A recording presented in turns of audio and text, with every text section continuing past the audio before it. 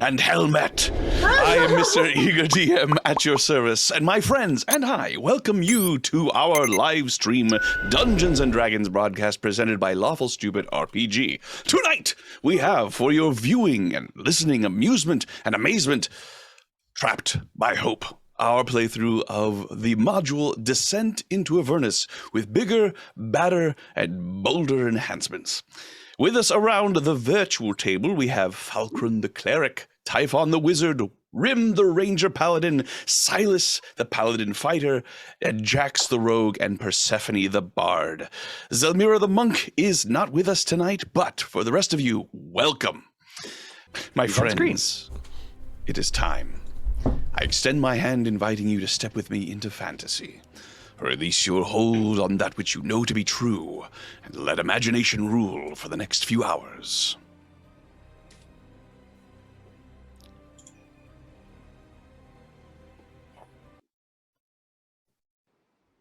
Last time, Conscript Group 14, stranded in the wastes of Avernus after the destruction of their infernal machine, braved the ever-present hellish oppression and delivered the blood of Tiamat to Uldrak, the cursed titan. After spilling it upon the surface of Avernus, Uldrak's curse was broken, and he regained his true, massive form. After granting the adventurers some of his blood, he departed peacefully, his centuries-long torment at an end.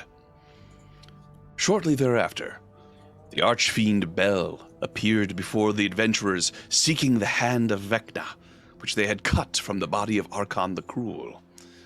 Despite their best efforts to convince him otherwise, the adventurers were forced to relinquish the powerful artifact, lest Bel destroy them where they stood. After spotting the large dust cloud left in its wake, the adventurers hurried to intercept the Wandering Emporium. There, they traded Fane Eater, Archon's deadly magical axe, for a new means of conveyance, a flying carpet. Their eyes turned towards the next stage in their quest, but they first paid a visit to Burney the Barber, the mysterious woman who somehow seems able to provide a brief respite from the unyielding stress of hell. Adventurers, you stand within the Wandering Emporium next to Burney's tent. What do you do? What do we do? I feel like our whole trajectory has been upset because we thought we had this long-term ally in Bell, and that evaporated very quickly. He sucks. What did we say? Long-term ally? That was the goal. That was the reason we chose to ally with him in the first place, was for long-term benefits. I thought that was just for the hand portion. I thought that Amanazaro told us that for this portion of the quest we would need an ally, but but the reason I think that we chose Bell is because we thought that he would be the most interested in unseating Zariel and would have, so I think He sucks. he does suck. Shall we go save the unicorn? Yes. Yes. Sean, apropos of not unicorns, the barber, do I get the sense that she is doing something more than just giving us an extremely good spa experience? Make an insight check.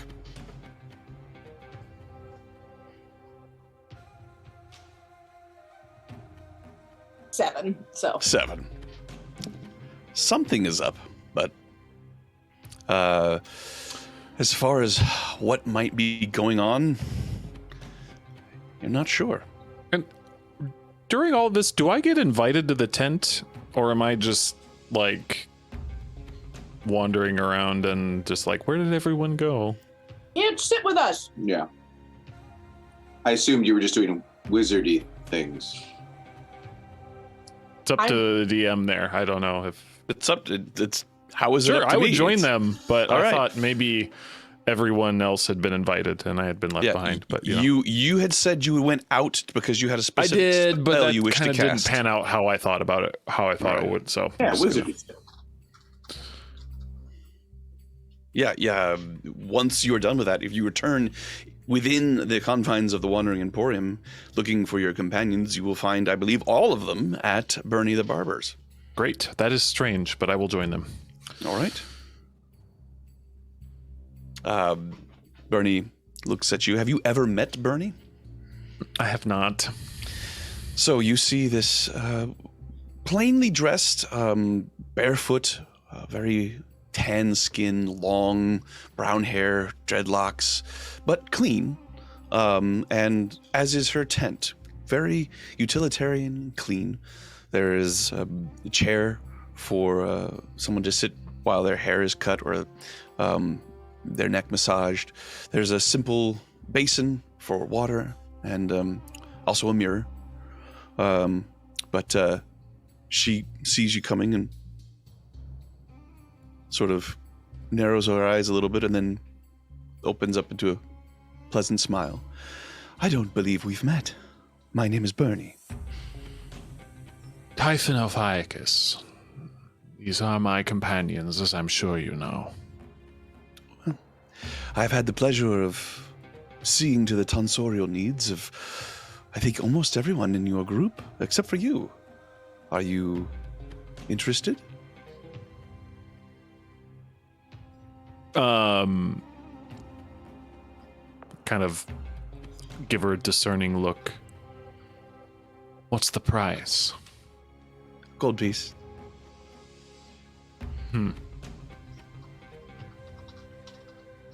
Worth it?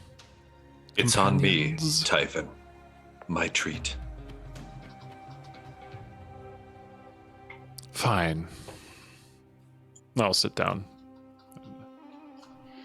All He's right. a powerful wizard. Is he? Yes. That's a lucky thing to have in a place like this. So, what can I do for you? Just a haircut? Shave? Perhaps. Kind of looks at his fingers. The components and, well, the filth and grime of surgery was always the most difficult to remove from beneath the nails. A bit of that and perhaps something to get this dust out from here. And he pulls out his sleeve and you can see there's sort of a red, almost grime of Avernus dust that's started to kind of crust around the scales of his forearm. Can you do anything about this? It's nigh unbearable after this much time. Right. I'll see what I can do. I saw a hand up for Silas. Level 5 hype train. Oh, very cool. So she begins working on your nails, and as she does, she talks of pleasant things and is curious and interested about your comment about surgery and learning more about your work in Baldur's Gate. She is keenly interested in some of the more difficult or intricate jobs that you've done, ones that you thought you did particularly well with. And as I elaborate on some of them, I will make multiple points to indicate my disappointment in the fact that these people would have been turned away from any temple or whatever, and so it turned to the healer with no divine power, just trying to fix them by rudimentary and perhaps somewhat arcane enhanced abilities, but the no grace was granted to them by any sort of clergy member, just a skilled hand. All right. Now, Silas, is that a one Yes, or is that's it? no, that's a real one. Okay. I would like, as Typhon is speaking of these various things, and as Burney the Barber is talking about a variety of things. I would like to very closely observe her, nicely, in a nice way, trying to see if there's anything in particular that piques her interest or that she, based on some of her comments a minute ago in game time, a week ago, 2 weeks ago. Based on that, I'm keenly interested to see if anything raises her eyebrows, so to speak. Make an insight check. I can do that. Ooh, it's only There's a 7. 7. That's our roll for the night, I think. It is indeed. As far as you can tell, there is nothing happening that you haven't seen happen with the other people that she has been working with. And Typhon, as she does work on you, you begin to relax and feel a little bit better. There's tension and a burden that you've been holding for who knows how long, and you feel a little bit of it lift. The whispers of dread that plague you grow a little more silent for just a moment. Make an Arcana check. Ooh.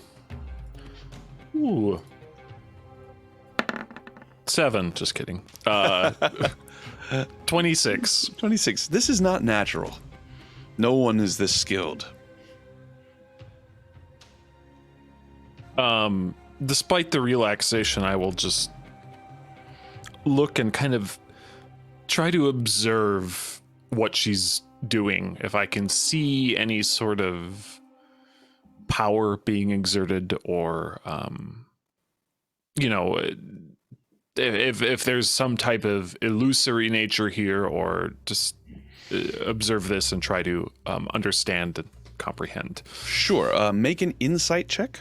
Oh, with a 26, I will say that you can tell that this is not natural, but it also does not seem to be any spell that you're familiar with. The power being exuded here reminds you in a bizarre way of some of the power that you've encountered from the more powerful demons and devils you've encountered.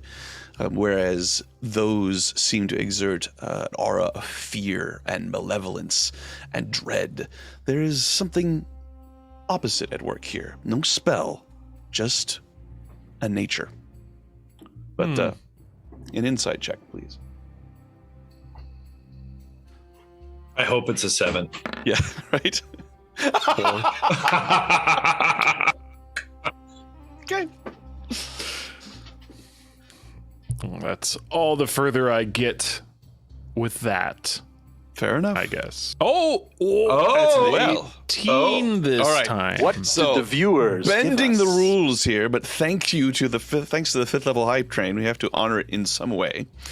Typhon, as she is working on you, she has a very steady stream of banter. And she is engaged, responding to what you say, and with witty comments, and also genuine interest, you can tell. But as she is speaking, you recognize a divided mind. She is focusing on something else.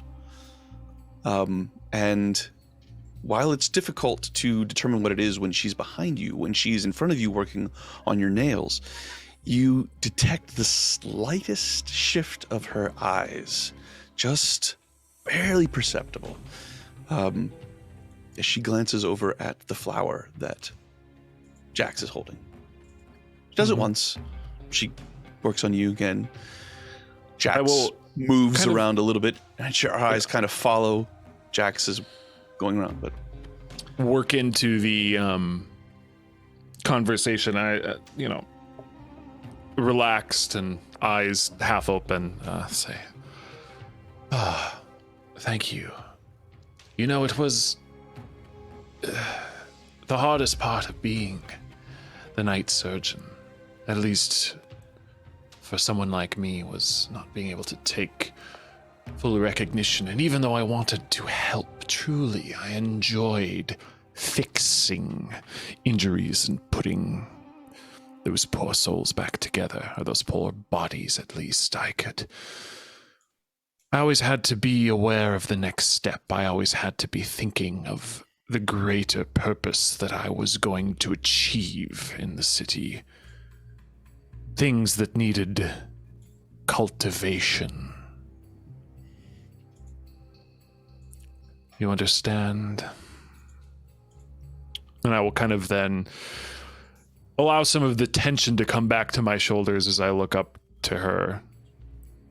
She sort of stops what she's doing. She's been massaging one of your hands. She stops. She looks up and her eyes meet you.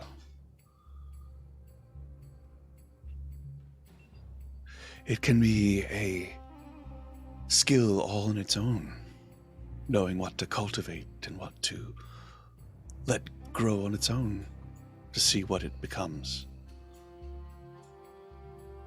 Well, you have a green thumb of your own for healing, comfort.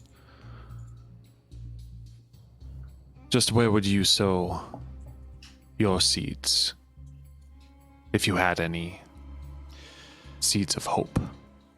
If I had any seeds of hope, then, well, I'm afraid I would be compelled to sow them where the ground was most fertile, and that is not often under my control.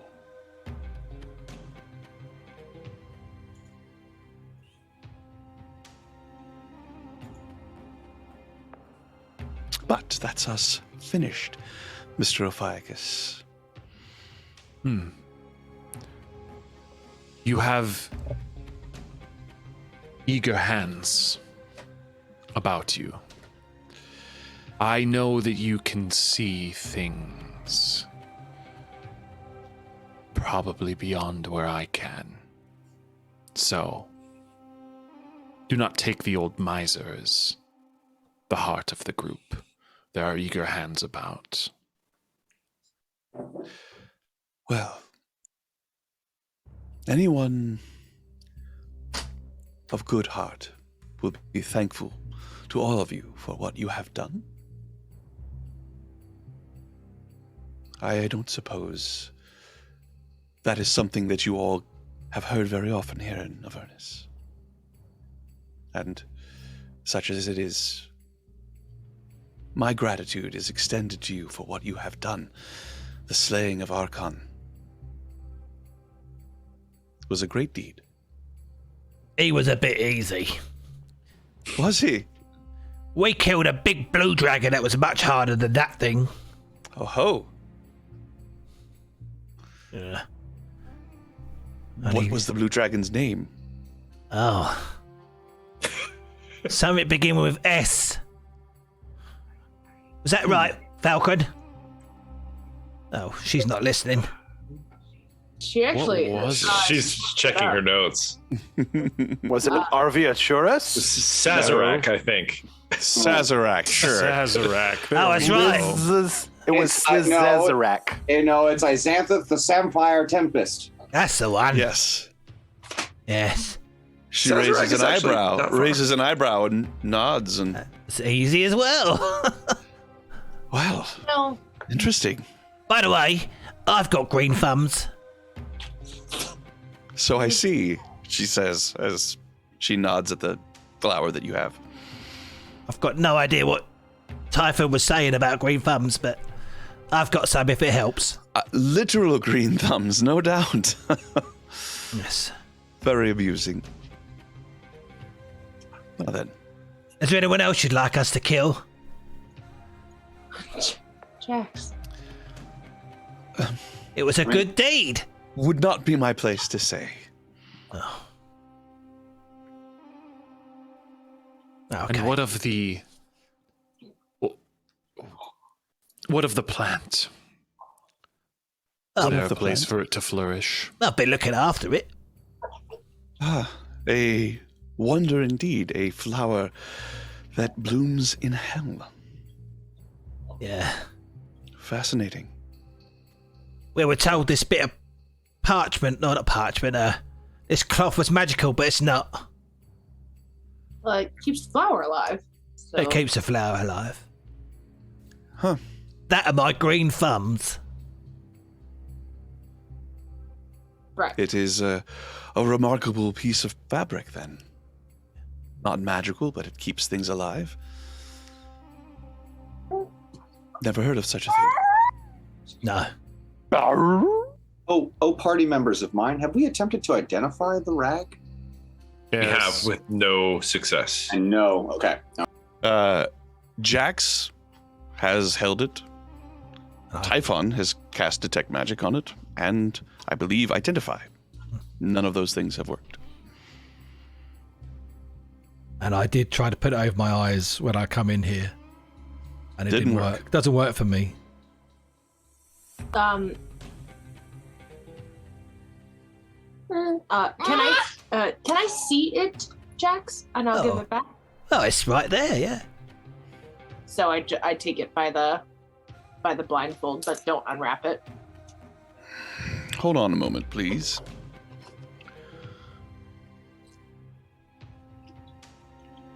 Oh, wait a minute. Oh, you're brilliant.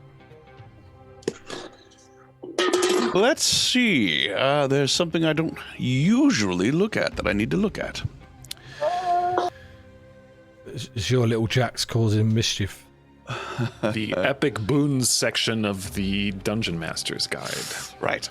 Okay. Or not. As you hand the flower over to Persephone, and Persephone, you hold in your hands this piece of white fabric that is around the flower is dirty. Obviously, it's been in the hands of a halfling. It's been all over Avernus. It is grimy to look at, although still it's not threadbare. But when you hold it, there is a shimmer of rainbow-like light that passes through it and around it. It glows for a moment. And when the glowing stops, it is pristine white silk. Oh, did we all see that? It was not a secret, so if anybody is standing there, it would have probably been of note when it happened. Oh, you made it do pretty stuff. I sure did. How do you feel, Stephanie? How do I feel, Sean? You feel no different. This is a physical effect that happened when you touch this, and it looks different than it did, but you and the flower appear to be unchanged. Nothing. I feel no different. I didn't do anything. It just happened. Oh. And I pass it to Rim. All right. I will hold it in my hands. Unicorns, rainbows, and unicorns. As you hold it, Rim, it does nothing.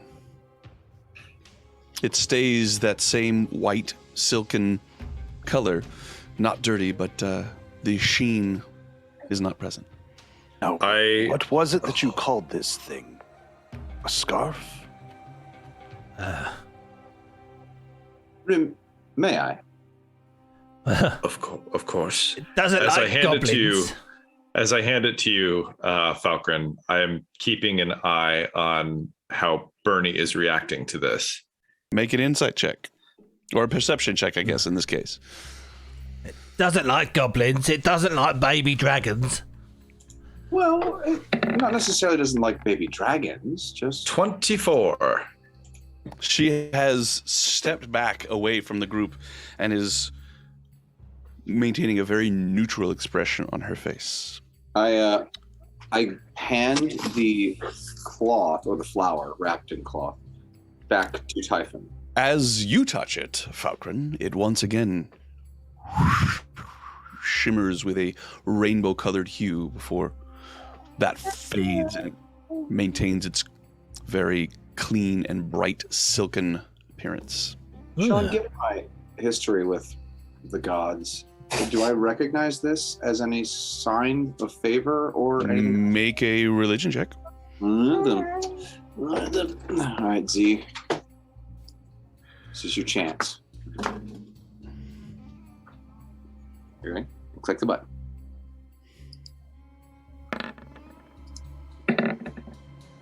You know what? It was a 7. It was a 7. Doesn't seem to be anything that you would recognize. Burney, are we making you uncomfortable? Why would you think that?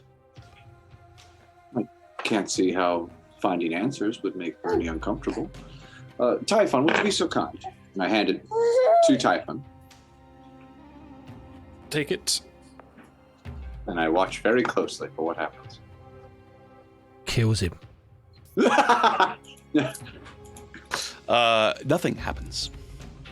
But it doesn't change from its pristine hue. Correct. Make Silas hold it. Look at his face. It looks like he needs a flower. Do, Typhon, pass it to him. Go on, Silas. I promise I haven't soiled it, friend. And I See what you did there. I'm sure if you had, it would have been in good service, Typhon. I take the cloth and the flower. Once again, the outside of it shimmers with a rainbow light. Seems like we're getting closer to the root of this problem. Perhaps we can gag Falcon with it. Perhaps we need gardening tips from Burney. Silas, put it on. I did try putting it on my face. Put it on how, Rim? The way Jax did. Over your eyes. I have to take my flower out first. Hang on. I let Jax take the flower out. As the flower is removed from the binds that are around this this sort of clump of earth, it almost immediately begins to wilt. You see the vibrance of this orange geranium just sort of shrivel a little bit. The color begins to seep from the petals, and the flower begins to droop a little bit, almost instantaneously. But the strip of cloth remains pristine. Quick, Rim, it needs some water. Hold on, Jax.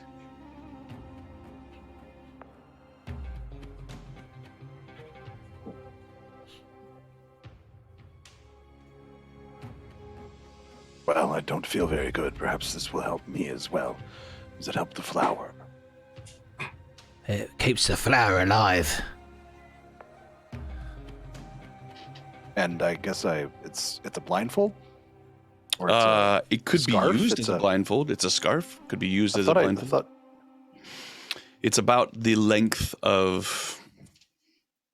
It's about 3 feet in length. It could possibly be used as a blindfold. Or as a scarf. Or as a bandage for a wound.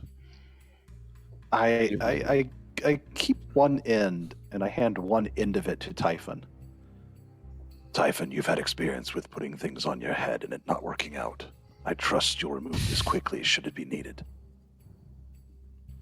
And then I'll go around, first like scarf, twisting it around, mouth, eyes, up to the top, as though I were protecting myself from the dust. All right. So you coat your face in it around and make like a scarf to like to breathe through. Samog. Like a toothache? More like Little the whole bougie. deal, like the mummy, yeah. Like Marley. All right. Mummy. You are able to do that. It has no discernible effect. But it is a clean piece of cloth. Breathing through it, has a sort of a slight floral scent to it. It's much better breathing through it than Happy birthday! much better than The breathing Frosty through reference, guys.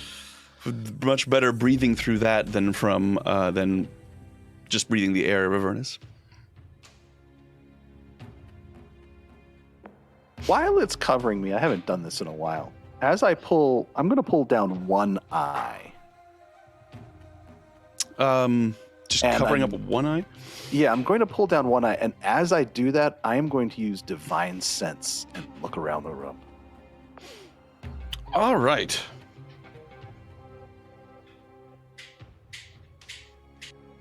So obviously, looking around the room, you do not detect anything celestial, fiendish, or undead. As you maybe so no move invisible, no invisible groupies for Typhon running around. No. Oh, good point. Your familiar is still there, correct, Typhon? I didn't He's mean been that hanging one. in I pocket meant the full-grown dimension one. mostly, just to keep him safe. Okay. You know, he's crate trained basically. So. In that case, so looking around, Silas, obviously here in the midst of the Wandering Emporium, there are numerous fiends, and also there's just a general sense of from hell that you get. Almost, it's as if looking at the dirt itself, the entire area seems to be under the effects of sort of a low-grade unhallow spell. But the having it over one eye is interesting, as it passes over your eye, you begin to hear an odd tinkling sound, kind of like music, but not a melody, just sort of a almost like a musical breeze. That's just around. That you hear. Okay. Wind chimes. As I'm doing this, Only he hears it. yeah, Divine Sense. Thank you. As I'm doing this, I want to glance at my own arms, both of them. The one that's still nice and the one that's charred. And I'm just going to look, as much as I can, I'm going to look at myself. With Divine Sense up, the charred arm looks to your eye like a normal charred arm, except there is right in the palm of your left arm where you struck it with the dagger all of those sessions ago when you first made your pact. There is a dark spot right in the middle of your palm, which registers as unholy and fiendish, for want of a better term. But otherwise, I'm okay with what I see. Yes.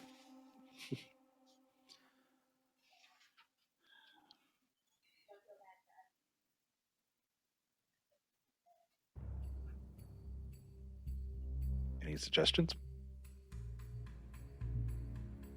No. Does he need to attune to it? Just looking at you like with one eye covered in cloth.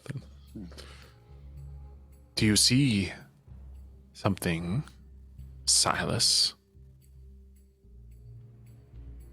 Or hear or smell or feel? I sense something. I don't know what it is. It's something I didn't expect to sense here in Avernus. I'm going to look directly at Burney. Burney is looking back at you with a very bland expression. Is there anything there? You can see her with your one eye that sees everything you saw before. I know that this probably happened while I was out of the room. You put it over both eyes at one point, yeah? Yeah. Started off that way, then kind of. I'm Pulled it sorry, down over one. I did not hear that you put it over both your eyes. Oh yeah, when only I ever first heard- was wrapping First did it, around. yeah. Okay, But I My didn't. mistake. But I mean, I do that now. okay. Yeah, it didn't happen in just Good retcon. Good retcon. I missed it before I heard that you had wrapped it like around your mouth and around your head, like Lawrence of Arabia. I didn't hear Sean. Leaving your eyes open, but then No, you did no, I one didn't eye. leave the eyes open. No. Okay, all right. So But I adjust it now, so it's. when you blindfold yourself with it, there is a profound change. You feel a tingling that starts in your face and then spreads down your body. It is identical to the few times that you have attuned with other magical items, except this is happening instantaneously. So it's not allergies. It's not allergies. And as your sight disappears behind the blindfold, there is this sound of chiming and beautiful music that grows loud and then fades. And as it fades, new sight is brought to you. And you are able to see, despite the fact that your eyes are covered. You see the area around you. You see your companions all looking at you. And they look as clear as they would if your eyes were uncovered. But then you look again and they become even more clear. You see details on them that you never noticed before. You look around the area and there is a wealth of beings, shades, shapes moving around in the Wandering Emporium that you had no idea were there. Most of them appear to be in great pain, reaching out to people passing by pleadingly, and then fading. Some of them appearing to rot away as you are watching. It is a horrendous sight. But then you turn back towards the tent, and you are amazed to see that while you can see Burney the Barber in the position that she was, rising up around her, dwarfing the infernal machines that are in this ring, towering over everything and everyone, an enormous dragon. It is coated in metallic scales with a burnished brownish red hue, but the wings at the bottoms have begun to turn a bit of a green, as have the scales on the creature's chest and around the horns and around the nostrils. The eyes glow with a deep amber color, staring at you. As you are now able to see the true form of everything around you. True sight. As you have instantly attuned the gaze of the vigilant. Without reading the words there, because that would be not good, I look at everyone and I say, "This is indeed magic. I can see." I look at Rim. You. I look at Jax. I can see you. I can see you too. Then I look at Burney. And I can see you as well. I can see you too. The head of the enormous creature nods and speaks. And as its mouth moves, you hear Burney's voice and you see the illusion of Burney.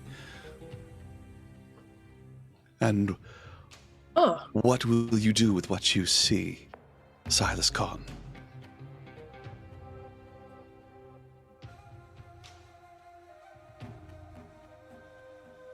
I suppose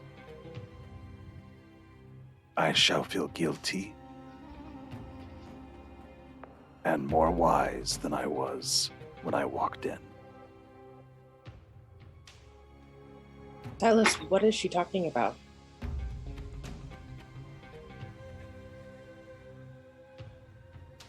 Just a second, he's reading something.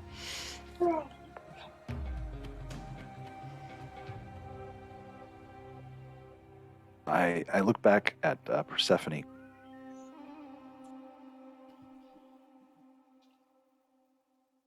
Burney is true. truly an exceptional barber.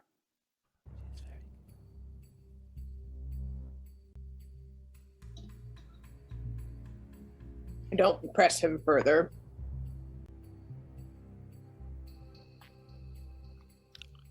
Silas, says Burney, That's you. I am limited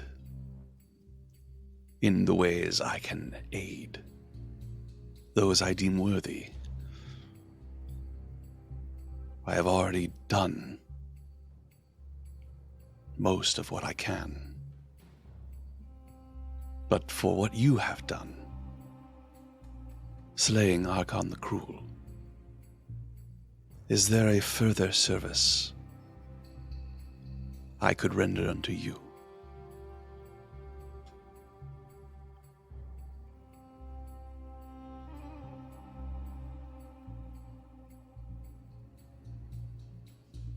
A humbling request.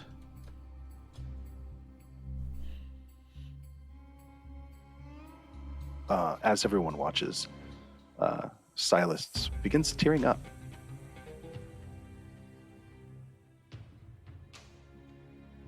If there was only a way.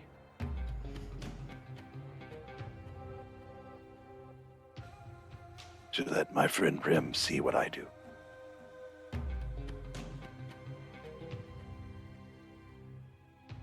You have but to give him what you wear.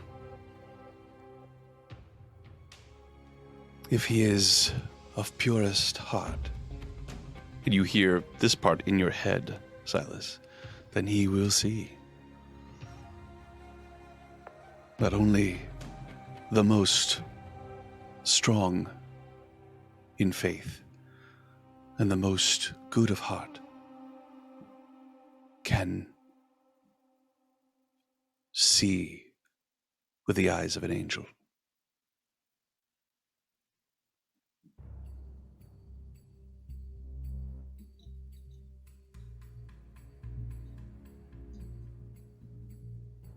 Everybody witnesses Silas literally talking to this lady, the barber, just being. He doesn't have anything to say. He's just.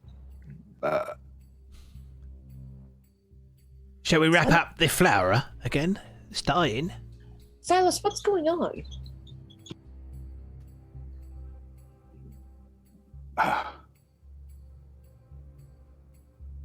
The best I could say is that our friend here, waving towards Burney, is the true flower that grows in hell. Oh, that's a nice thing to say.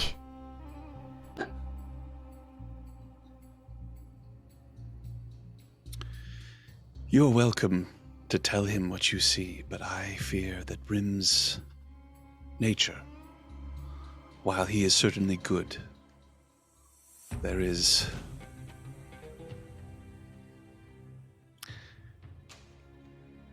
a different path that he treads.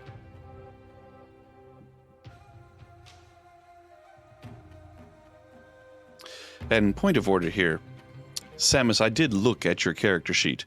I don't think you've been playing a neutral good character. He's not based at all. on your based on your actions, but your alignment does say neutral good. I picked that 2 years ago. So That's what I thought.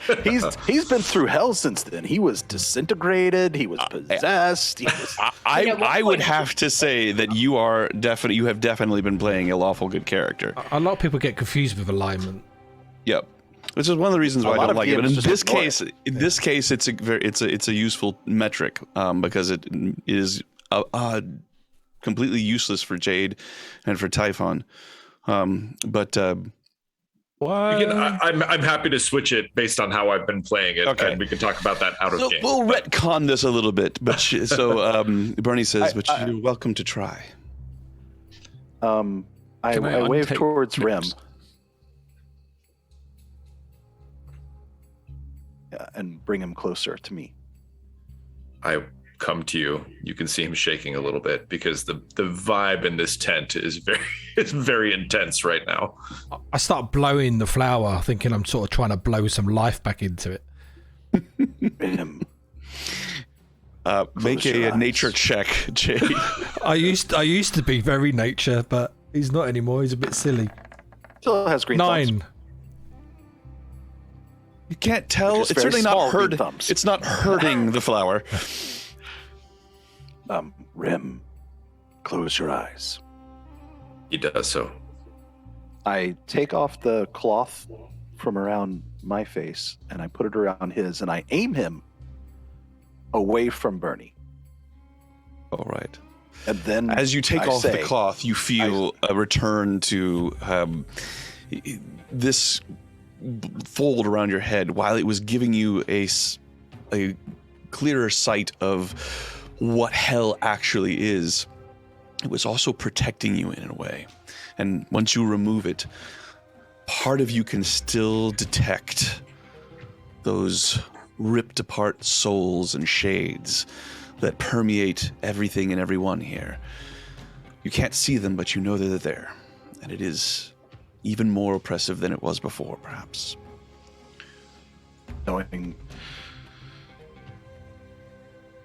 Having known something and then having it taken away is all the worse. I tell Rim to open his eyes while he is facing me. Okay? I do so. And then I whisper to him so no one else can hear. At least I'm trying to. And I say, turn and face your potential. Before I do that, I take a close look at Silas with this blindfold on. Don't do that. Too late, buddy. Let me check something.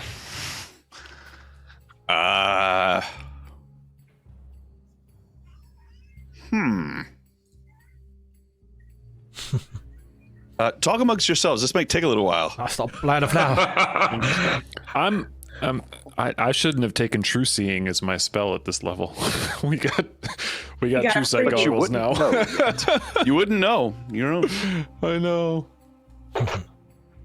I take a look at Zelda. Plus, with you're the still cloth on. holding a corner of the cloth. Give the I guess flower I the am. kiss of life. You survive, you hear? I look at Zelda with the cloth and I'm like, oh, she needs to be changed. Hey, Z, you want to weigh in on this? Oh, goodness. He certainly has some things to say. Yeah. What do you think, baby? Is Silas not a No, Silas? ZC is, I guess, is who I was asking about. But if Z Not has something Zelda. to say, right? The other Z. Oh, God. Dramatic pause. I didn't expect it to be this complicated. Does Z know who Silas is? Oh, you're talking about his race and stuff. Yeah. Ah, then yes, I suppose it's true. I don't know. I don't know either. No. The answer is no. Wait, what? Look here, while How we're about doing that, no? everybody take a look at this really amazing miniature that Tess and Ryan got me Oh, that for looks my like birthday. Rim. It does. Is that Rim? Little paladin dragonborn. Yeah, we saw it. Hey. God, that's Rim. Sean, it doesn't look like it because if he were not, it just you see through illusions and shape changing. It's not necessarily. Here's the thing, though. This is an artifact. This is a. If it's an Literal artifact, then the piece of DM has heaven. to make a judgment call and roll with it for the story. I That am. may be a yes. Yeah, I think I'm going to make an executive call here. This is a unique item that I've created for the game, and so as you open your eyes and look at Silas Khan, first of all, you see swirling around him and around you and around everything the true horror of hell. The reason why the oppressive evil that you feel is always weighing you down is because there are literally things reaching out of the ground, people, spirits, the very embodiment of hopelessness, reaching for all things, trying to pull it down, trying to pull itself out and up at the expense of anything it can grab. It is almost more than you can bear, but The blindfold itself protects you. Looking at your companions, you see Jax, Goblin. Looking at him, you see shimmering around him various other aspects of goblinoid blood. And you gain a little bit of an understanding of where Jax fits in terms of the orcs, the bugbears, hobgoblins, all of a race, but different offshoots, different mutations. You look at Typhon, and you see Typhon as you know him, but then you can see sort of swirling around him a serpentine-like creature that has a long, coiling tail coming up, sort of moving through Typhon's torso with two humanoid hands, but then a serpentine head sort of just superimposed over Typhon's. You can see Falgren and the dwarven ancestry that she has in her, the different races of the dwarves, those that hail from the hills, those that hail from the mountains, and those that live deep in the Underdark, gray skin. All of them related, but clearly looking at Falkren, you see the one that is the most strongly represented. Looking at Silas, you see almost like two strands of light leading up and out of him, sort of intertwined in a helix. A line that leads to a golden, almost arboreal vista.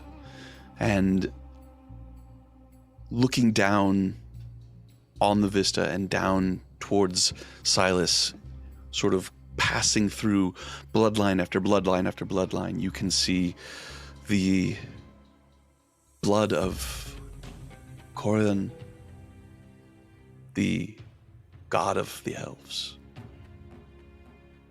The piece that exists in all the Tel'Kasir, the bit of the Seldarine that is ever living, fuels the elves, calls them to ever meet, and then eventually to take their place in Arvidvale. And then, intertwined with that, a darker, more sinister spiral that leads up and to a cloud of penetrable darkness. The darkness spreads like a web.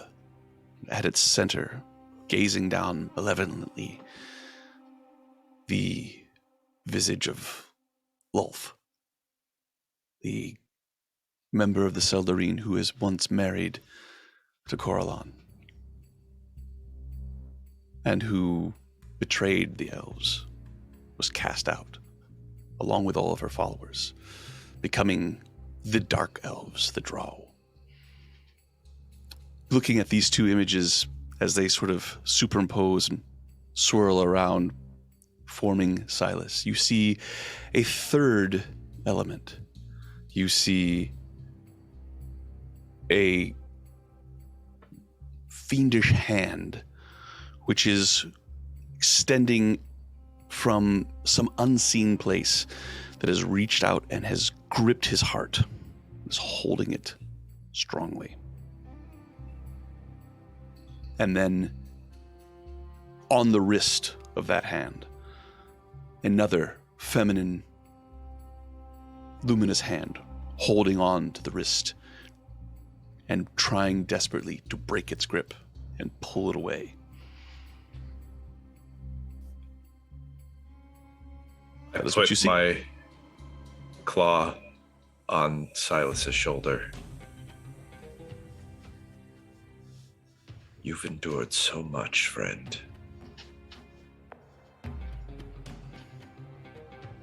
And I turn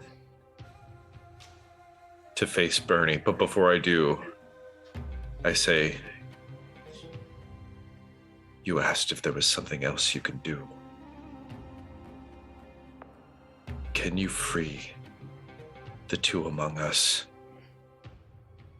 who owe something to creatures down here that they should not have to? Can you break their chains? And I turn to look at her. And when I see her in her full glory, tears immediately come to Rim's eyes, and he immediately falls to one knee and bows his head. You feel a soft touch on your shoulder, Rim, and you see Burney, and then looking up, you could see the massive form of this ancient dragon touching you with just the tip of its claw. Little cousin, I am no god. I appreciate your respect, but you don't need to bow.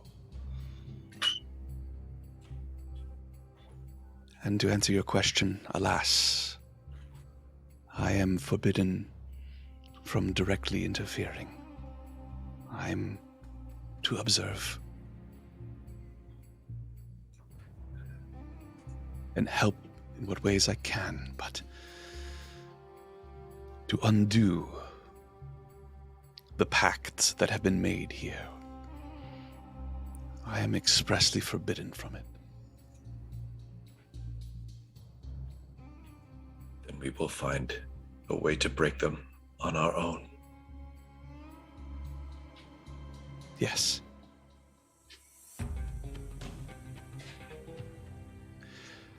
I have, and you hear both of this now in your minds, Silas and Rim, the ability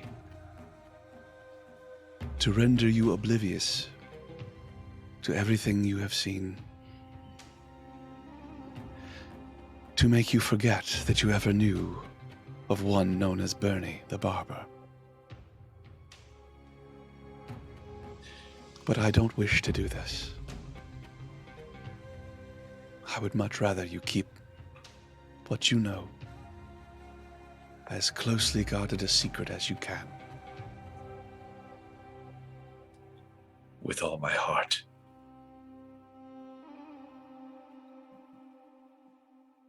Can they know as well?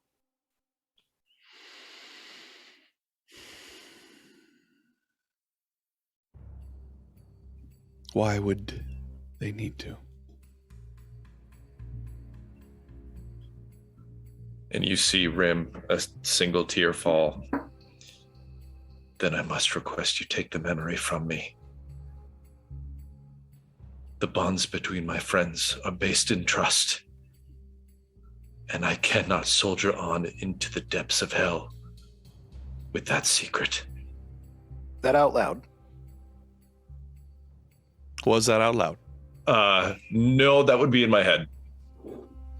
Okay. Okay. So and telepathically it wouldn't be shared. So she turns her attention to you, Silas, with the same question.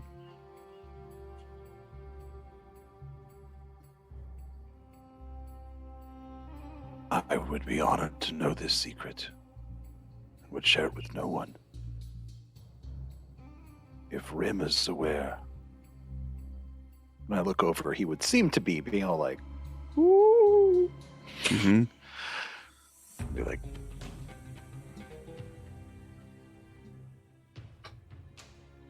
I don't know if he's ever seen a proper dragon.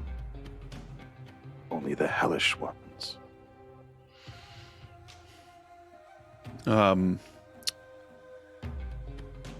And now returning to Rim, based on what you said, make a persuasion check. We'll do that with my advantage. No! Please! A herring! But I have to go back to my character sheet because I had to fix my alignment. Because apparently I don't know how to play D&D. Oh, I think maybe you might have played neutral good for a session. All right. Here we are. Oh, those are double 10s. I feel like She is. random doesn't happen on this. She's. Looks at you sadly, Rim.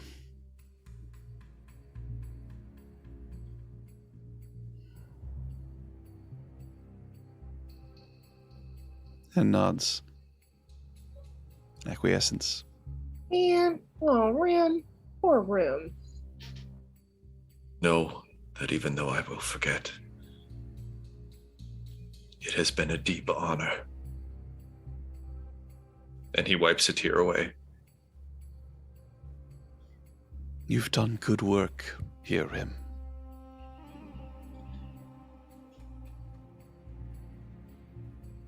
Thank you. In a place like this, it feels good to be reminded.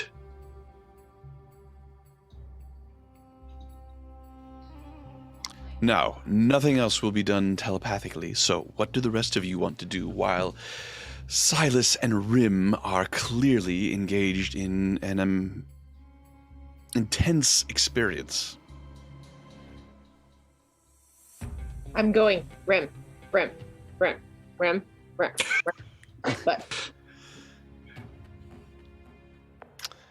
But Jax? Can I have it back now? My flower's dying. I will take the blindfold off and I will hand it to Jax. I'll quickly wrap the flower. Right. I'll give it a kiss. I'm sorry it hurt you. Rim, taking off the bandage again, the feeling of deep despair comes crashing back. Slightly worse than before, now that you know what is out there. And Jax, as you wrap the flower immediately begins to show signs of life and perk up a little bit. It really is magical. It is. What is it that you saw while you were wearing it? Oh. A vision, I saw memory. peace, Typhon. Please be a bit less poetic, friend. What did you see? Is the memory gone already? Is it No. already fading? No, it has yet to fade. I saw a friend and an ally. Oh. Burney cares for what we're doing here. And she has assured us that we're following a good path. that's good to hear. A vision, then. In a manner.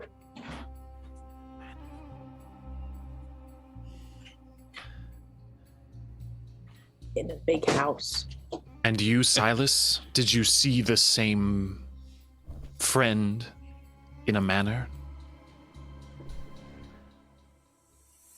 When you say in a manner, you're meaning like in a manner of speaking, right? In a manner, yes. Yeah, Okay. in a manner of speaking, Right. yes. I was like, I didn't describe. Oh, I was wondering that manner. too. Like, it's not Has nine nobody gold ever used that pieces. phrase with you, truncated, No. before? In No, a manner. in a manner.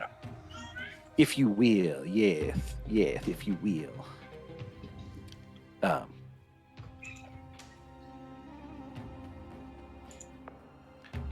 Allies can be found in the most unlikely of places, Typhon. In the slums of Baldur's Gate, there might be a heart of gold. Why not in hell? Has this bond removed your capability for practical speech? Rim will give a gigantic, very toothy smile and say, yes.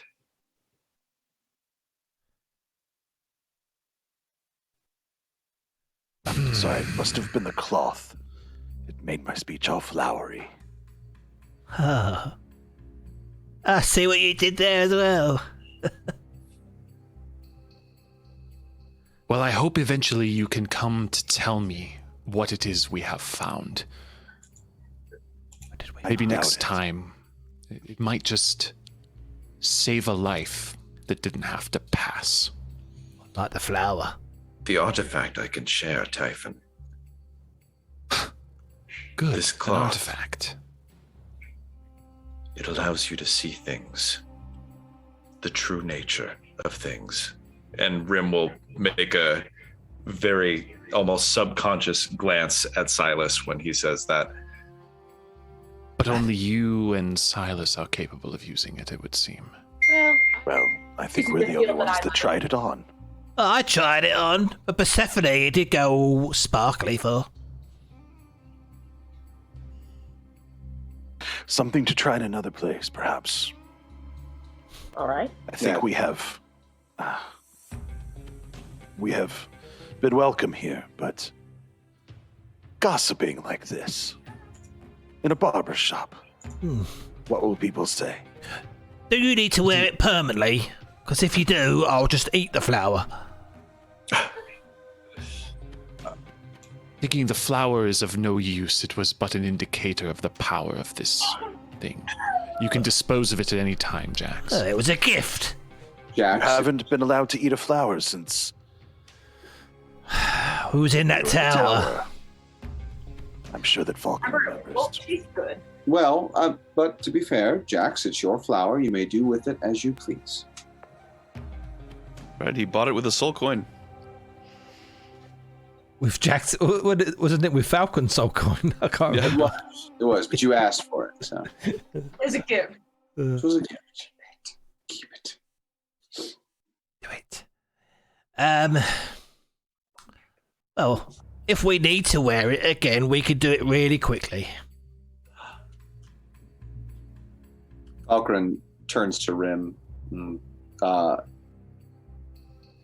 Samus, what is Rim's face at this moment? You see him, despite the fact that the wave of hell has hit him rather forcefully after he's removed it. Kind of dragging you down. How long have you been waiting for that one, Ryan? Smack him for me, Death. There is he was broken before he walked into Burney's tent, and now you see a peace and a renewed sense of direction, one which I hope continues even after the memory fades. But yeah, you see a light in his eyes that you haven't seen for some time down here. It seems as if you are on the mend, Dragonborn. I am. That is good to hear. And then I turn to Silas. And what is our other paladin's demeanor? It seems as if Rim has sort of been bolstered by this event, but is Silas feeling the same, or?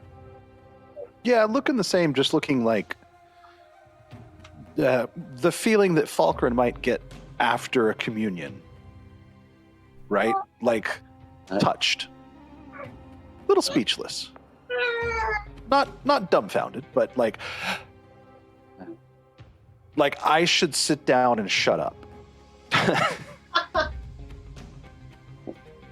First time for everything, right? Oh, yeah, because you know that's Silas. Yammer, yammer, yammer. All right, hold on. Let me pause my stream with latency. Yeah. It's an amazing ability he has. He could go through an entire meeting and people would think you were delayed. Yeah. You had lost your connection. Learned so many things. Falcon turns to Silas then and says, "You look like you've talked with a god."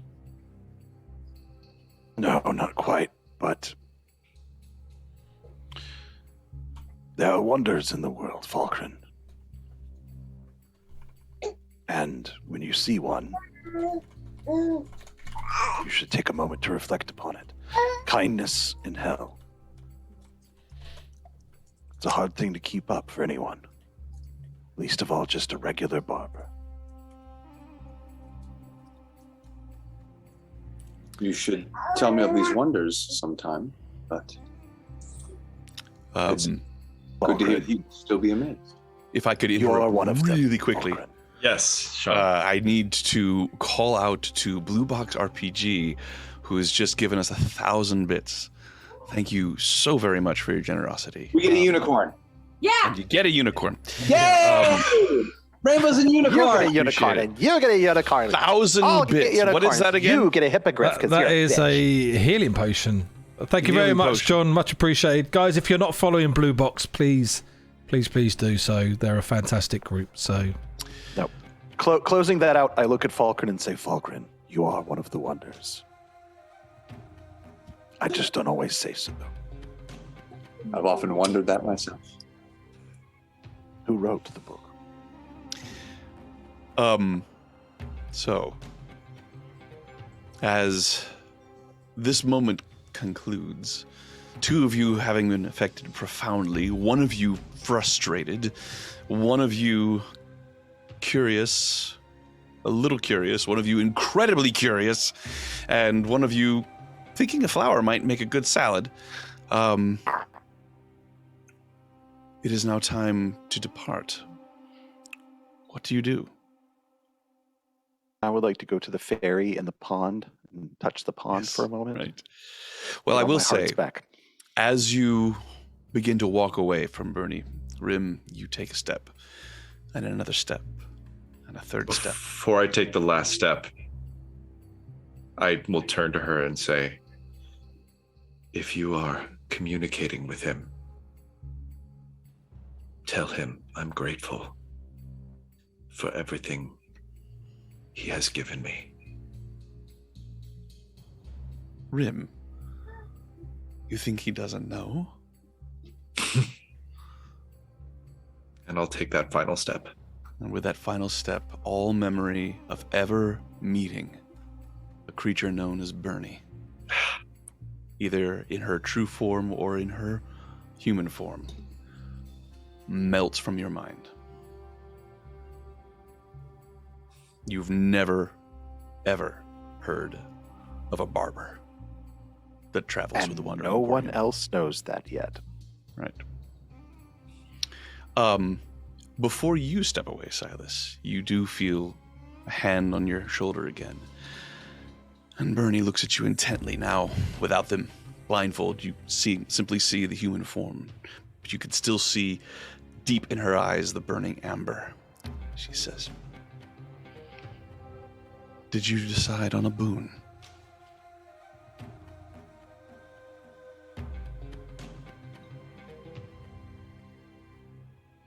I truly don't know. Well, think on it. I'm very limited in what I can do. My purpose here is to observe, to make sure that the Queen does not escape from her prison. You've made that job much easier. So I would this repay is you if I can. this is all mental, right? Yes. Just ask her what example might be given to guide me. I know not what even to ask of you.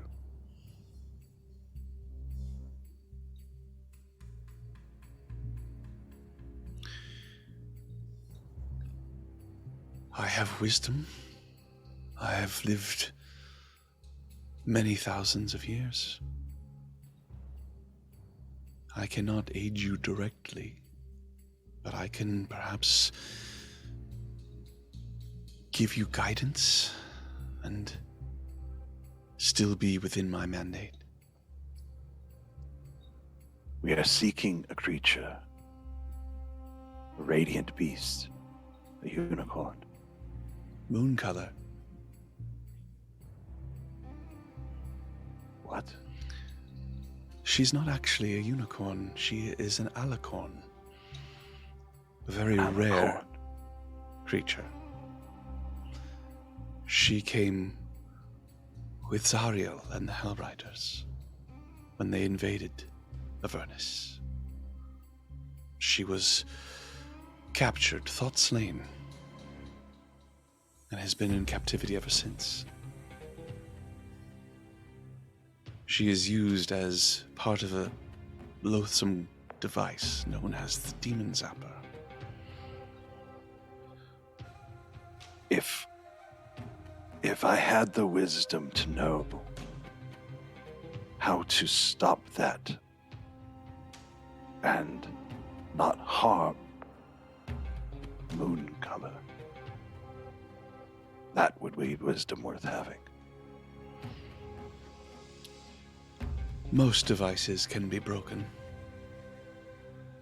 given the proper application of force. You understand, don't you? Force.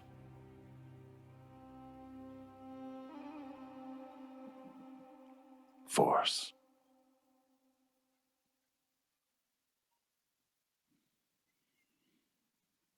Something to think about. Rim has requested to forget this meeting. What? He did not think he could keep it a secret. It saddens me, but it is what he wanted.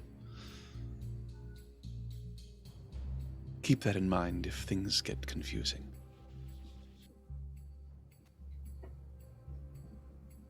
So anything that he would have learned since we came here? Much of the knowledge will remain, but my nature and me, things we have spoken about, my existence, he will not remember. I wanted to give that to him. I shall have to give it again.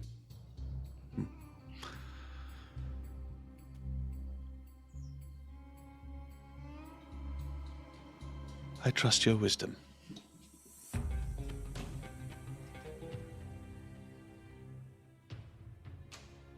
Thank you for yours. And starts to leave. All right. So, the group now, having done their business, the day, such as it is here in Avernus, has been long.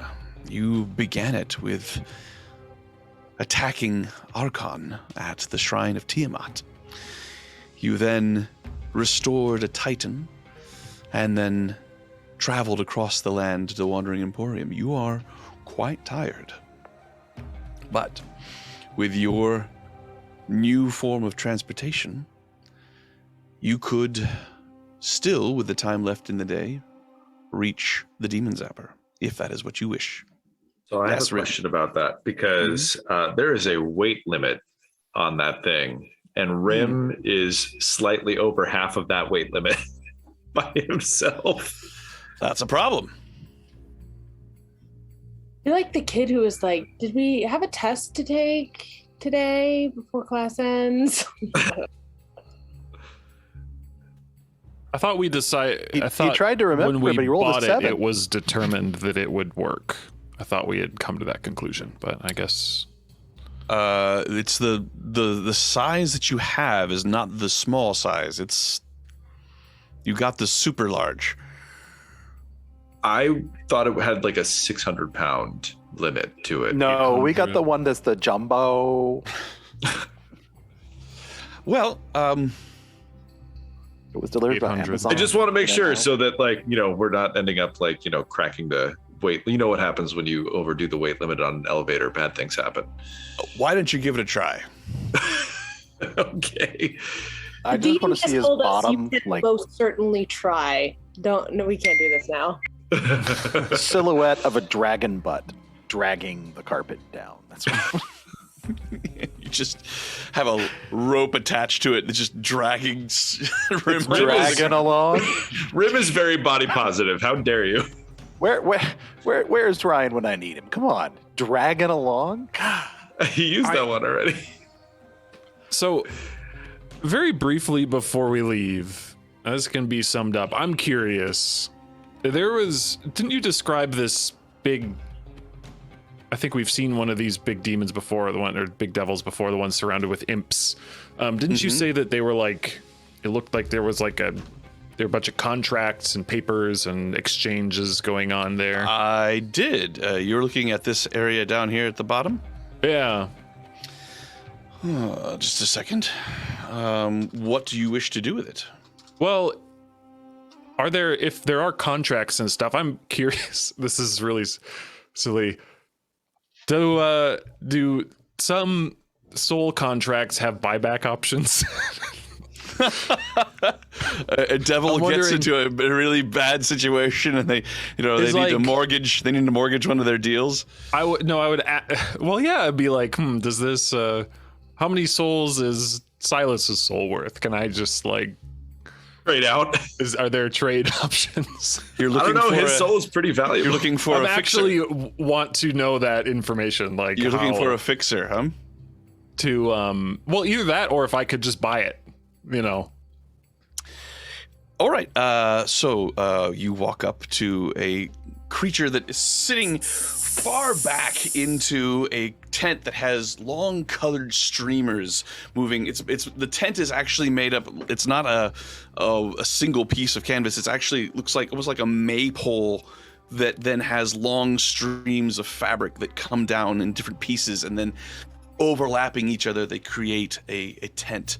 And there are imps flying in and around this place and leaving and returning. You see some that just appear and then some that just disappear. And there is a very large, tall, not quite as tall as Jalsica, but a very tall, attractive woman with a long fan that she's lazily moving up and down as she fans a loathsome creature that sits in on a throne of cushions, and although the cushions look like they might have at one time been quite comfortable and sumptuous, there is a pussy what's the word I'm looking for? Excretion. A pussy excretion that is coming off of this creature and is sort of dripping down and coating all of the pillows, almost like icing that comes down over them all. And he sort of sits at the very top, and every now and then imps fly up to him and whisper in his ear, and he nods or he shakes his head. And then surrounding him are a very long circular table that has numerous papers and scrolls upon it. As you approach, you see this creature, just a head that has sunken down into its body, mouth that is bizarrely wide, moving to all the way to where ears would be, two very closely set eyes, a serpentine-like nose, a skull cap, and two vestigial wings that sort of scratch at the air almost absent-mindedly. I don't believe I have seen you before, good sir. Welcome to my humble establishment. I am Fethala. This is From Here to Avernus, a parcel and information delivery service. Is there something I can do for you?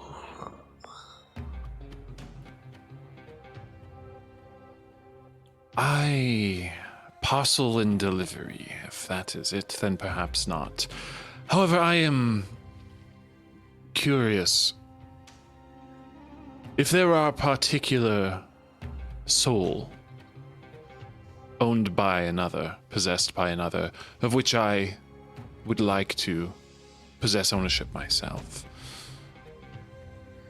is that a trade that is done here or in this place?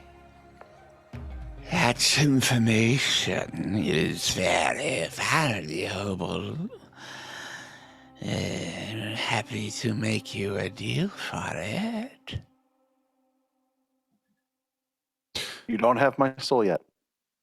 I am happy to inquire elsewhere, if need be. If you are simply but a messenger, I'm sorry to have wasted your time. I'm sure you're quite busy with these little tasks. Make a persuasion check, I think. I love how you started to use that request in the voice. Like he was saying. I often do. Persuasion check. It's actually my true nature. This is the facade. All right. We'll use this for this. Aha! 21. You are insulting and insufferable, but very well. Such things have been known to be arranged. Everything has a price, after all. The difficulty comes into play when the particular soul is weighed and who retains ownership of it. If it is a common soul that is possessed by a creature such as this, and he points to a imp that sort of looks over and smiles malevolently, then they are usually quite happy to sell for something of greater value. A more desirable soul, for example. You strike me as someone who has a particular soul in mind. Am I right? That is correct. And if you could find me a reasonable price, I assure you, you would reap a commission. Come closer. I'd rather not. It is necessary for conversations of this delicacy. All right, I will walk slowly forward. As you do, you immediately begin to hear his thoughts in your brain. That's better. I am Fetala, as I said. To whom do I have the pleasure of speaking? Typhon of Iacus. What soul is it that you seek, Typhon? And be as specific as you can. There are a great many in hell. I believe it is owned by the Lord of the Six. A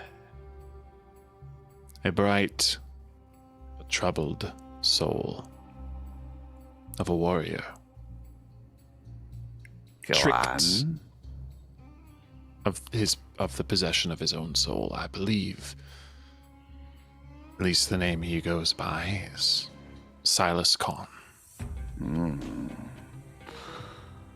A soul possessed by one of the nine. That will be an extremely dangerous and, I guess, a difficult arrangement, if it can even be accomplished. I believe I would be forced to require a retainer to even entertain the possibility. What do you have to offer?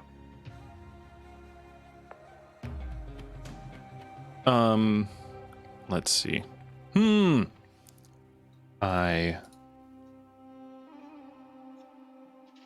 to be worth it. I will hold out my hand, which is full of the soul coins that I possess. How many? I have 5 left. That will do.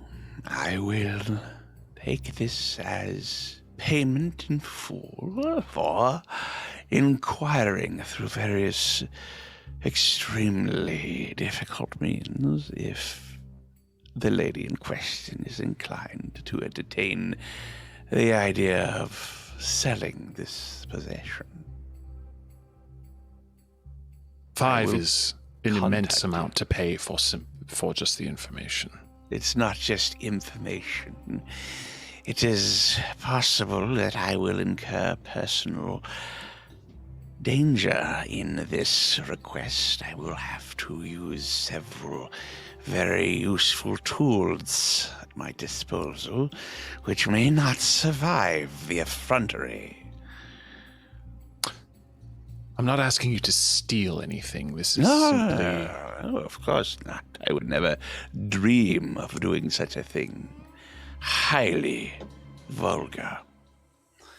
But the very idea of purchasing something like this, one could be destroyed simply for asking. I simply inquire about trade. I have grown fond of these that I have traveled with, and might wish their services be bound for a time after. But I'm afraid I have more to reap on this plane before I can enlist your services. I appreciate your candor, but this would leave me quite penniless. I assure you I'll be back. I appreciate the information. And I will then use the ring of mind shielding to cut off the psychic telepathic link and walk out of the tent and rejoin my friends. That might be the nicest thing you've ever said about us, Peter, in character. Or was it? In character. He loves Or us, was it? really. It's Alrighty. it's a ploy. It's or is it? But So, that done. Does anybody else have anything they wish to do here at the Wandering Emporium? Can I buy a unicorn saddle? All those here. Oh, you're going to show up and she's going to be dead, and I'm going to be just the worst. You know, I think that Tess would literally fly to where you are and murder you dead. I'd send my unicorn to do it. I'm going to go trade my magical flower for a normal sword. Wait, Jax. No, really. Everyone starts panicking. Trade my magical flower for a normal flower. Yeah. That'll show them. All right.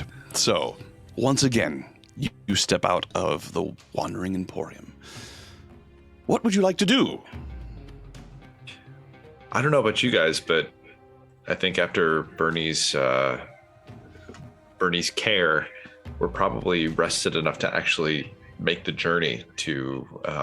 Who's Burney? Well, I'm speaking as I know, Samus. I know. But we could probably, Actually, I just learned this really cool K-pop dance. If you guys could just go along, squad goals. What? what? I've missed that Do entirely. it. Do it. I will go along. It's a hellish tool called TikTok. Thought you were gonna do. It is a hellish tool. I'm 40 now. I don't know what TikTok is. Get off my lawn. All Bury right. that. Yes. Anyway, so I say we Avernus lies press before on. you. All right. I don't know. What do you guys think? I don't think we need the rest at the moment. I say we move forward to the demon zapper. Don't know if I'm even hurt. Am I hurt? No, I'm full. You're reaching the point where you will have to rest for the sheer fact that much time has passed, but you still have the time with the aid of the carpet. You still have the time to get where you need to go. Let's do it. Let's do What do it. you? All right. So Command word is You picked it, didn't you? it's a sort of conglomeration word. It's a long word in Elvish that mean threads of the most beautiful spider. So, yeah. I'll say it. I want to hear I it. don't know what that word It's is, a but it's a word with lots of apostrophes and Y's and F's exactly. and THs and okay. Yeah. It's all. I love Elven. Go and say it. I want to hear it. That's like the verbal equivalent of that. Like, do you remember the car stick that like prevented it from being stolen? That little like Right. car thief. Peter, do try to come up with a word. I that can be will. said. Cool. I realized we were getting the carpet out, and then I panicked. Fair enough. It's Worcestershire. As you all stand on this carpet, it is remarkable in that it seems to be somewhat immune to the dirt and dust of Avernus. You put it down, and some of the eddies of wind here on the plain cast dirt onto it, and it just sort of falls off of it as if it's been sprayed with a form of Teflon. But the colors on it shimmer and move. So as you stand on it, you get the unsettling feeling as you look down that you are actually flying. You're actually levitating, or you are falling. But once you all stand on it and find a place to sit, Rim takes up enough space for 3 of you. So basically it's Rim on one corner of the carpet, and the rest of you sort of crowding around, holding on as best you can. Typhon says the command word, and it lifts up into the air. Doesn't get very high. It gets about 6 feet. But as it begins to move and pick up speed, you soon realize that you're moving at a very fast clip, and it beats the hell out of walking. As the terrain flies below you, the carpet keeping a very close attitude to it, having to go up and over each and every little rise and fall of the terrain. The heat still rises up, but the fact that you don't have to exert yourself by walking makes a huge difference. And after an hour, you reach the Demon Zapper. How fast is it in comparison to our old vehicle, Bloodstone? It's slower. Okay. But we've got more style. You definitely have more style. Less escaping possibilities, but So that brings us to the Demon Zapper. During the transit, I would have shared that I have a strange feeling that the bug zapper is just another hellish device, and hellish devices often cannot be damaged by slashing or piercing, but force can destroy mechanisms in very good ways. Pure brute force. As the carpet moves closer to this glimmering ball of energy you see in the distance, and the 2 parts of what seems to be the rear end of a bizarrely huge beetle that stick up out of the ground and hold between it this pulsating ball of glowing blue energy. You see it closer and closer and closer. You're able to fly over the difficult terrain of broken rock that you were not able to drive on with your infernal machine, and you land right at the foot of the Demon Zapper. And as you do, there is a rumble, and from out of the ground rises a massive mound of earth and broken rock, and a giant creature appearing to be made partially of earth itself, with slightly leonine features, a long orange robe, and a massive maul. Long black hair rises up before you, and you recognize this as being Ralzala, the creature that you spoke with before. You have returned. With your salvation in our possession,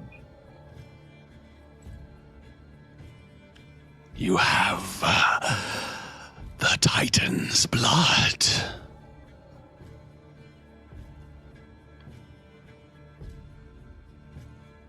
Persephone, give Do her I a vial. have- I think you have one. Oh, because we collected a bunch of it. Yes. We had, yeah. Oh, and sorry, on the way, I also would have told Persephone that the name of the alicorn would be moon color. I'm guessing that's Culler. Yeah. What? How, Moon color. Color. Not the color out of space, but the color of. Anyway, not So a wait. color, but a color. what is the name? Moon color. Moon color. Or just British. Moonculler. It is actually Mooncolor. Yeah, moon color. Oh, not British. This is My Little Pony name. I love it. Does she have a cutie mark? Can she have a cutie mark? Never. We'll see. We're gonna find out. I very readily hand over my flask of the blood. Ralazala collapses onto her knees in front of you, sets aside her maul, and reaches out a hand that appears to be part statue, and takes the blood from you. My vengeance will be terrible if this is a trick. No trick. She consumes the vial. Or was it a wineskin? What did you put it in? Yeah, just my water flask, basically. Water flask. She takes the entire thing. She puts it into her mouth and swallows it whole. One way And to lets out a long rumbling sigh as she looks. I don't know if it worked. What did it compel you to do? My pact with Zariel. I must defend this thing. What? She picks up her maul and stands. Try to damage it. I will. And Rim will step forward and go to the demon zapper. And he looks at Razala and he takes his claw and he just goes, bink. Again. Anything. He'll make a fist with his claw and he'll reel back and he'll punch it rather forcefully. Again. All right. I will move back 30 feet and I will run at it full force with my body. All right. Make an unarmed attack. All right. Alicorn will summon as she sees the Dragonborn like backing up to make a run at it. She'll summon Steve to hit the building. All right. 21, Sean. 21 is a hit. Go ahead and roll your damage. 6. 6 points of bludgeoning damage. The thing shudders as massive as it is. The strength of Rim cannot be idly set aside. And it shudders and shakes, and dust and rubble falls down with a hissing sound around you. And Ralzala closes her eyes, lets the maul fall onto the ground, and nods and says, I am free.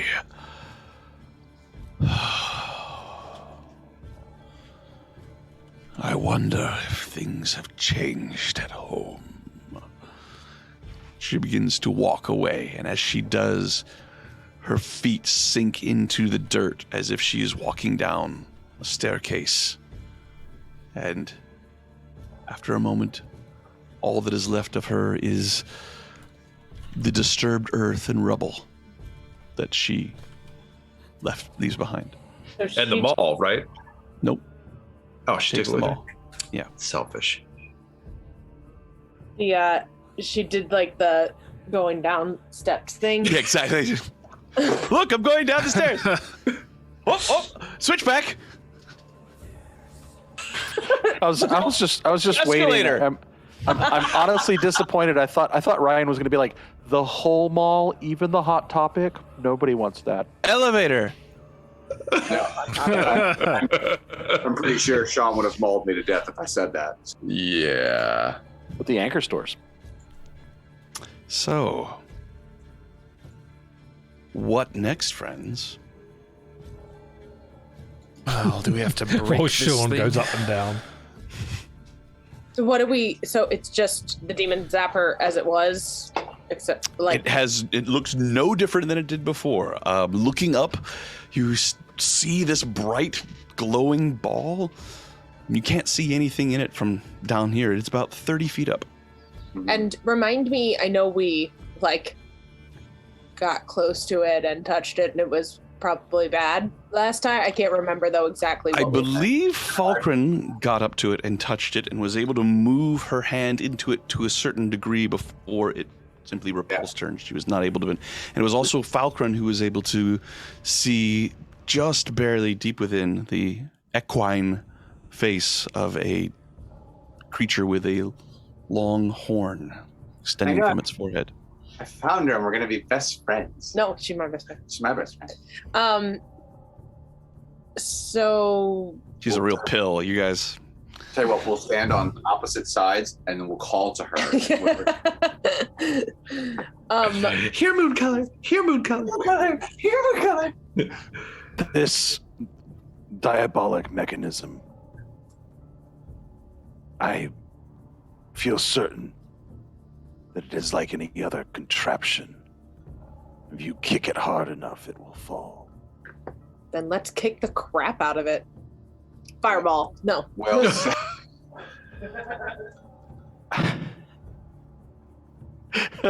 What does everybody want to do? Jax? You need water. Typhon? You need help. Fireball. Okay. I believe, Silas, you said before that it needed to be forced open. Was that a measured statement, as if you made any other kind?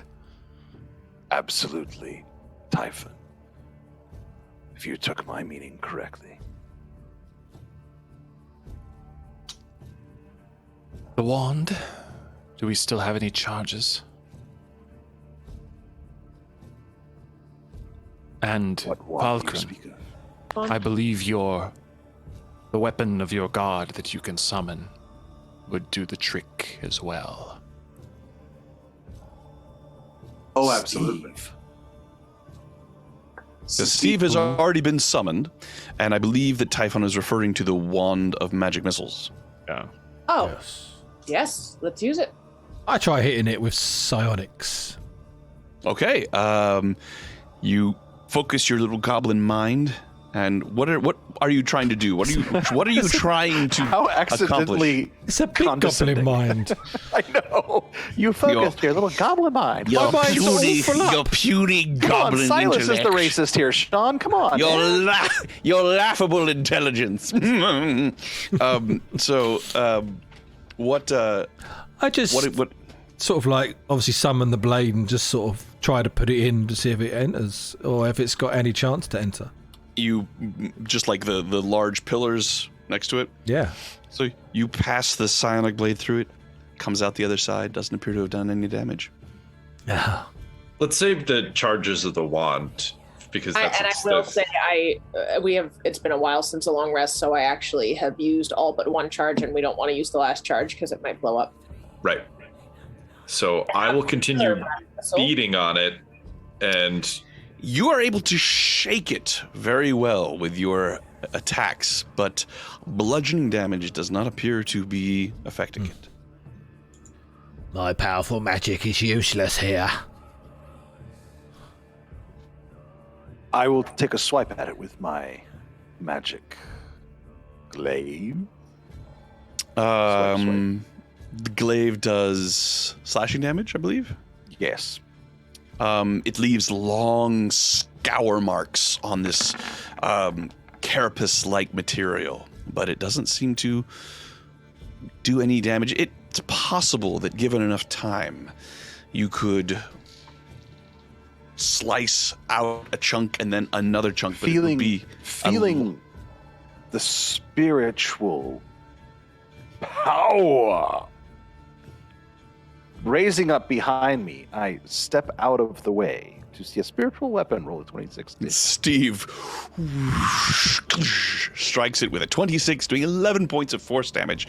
As it does, you see a massive crack appear in the carapace that sort of spirals out and spiders around, sort of creating almost a broken mirror-like effect on this material. Much more effective than anything you've seen so far.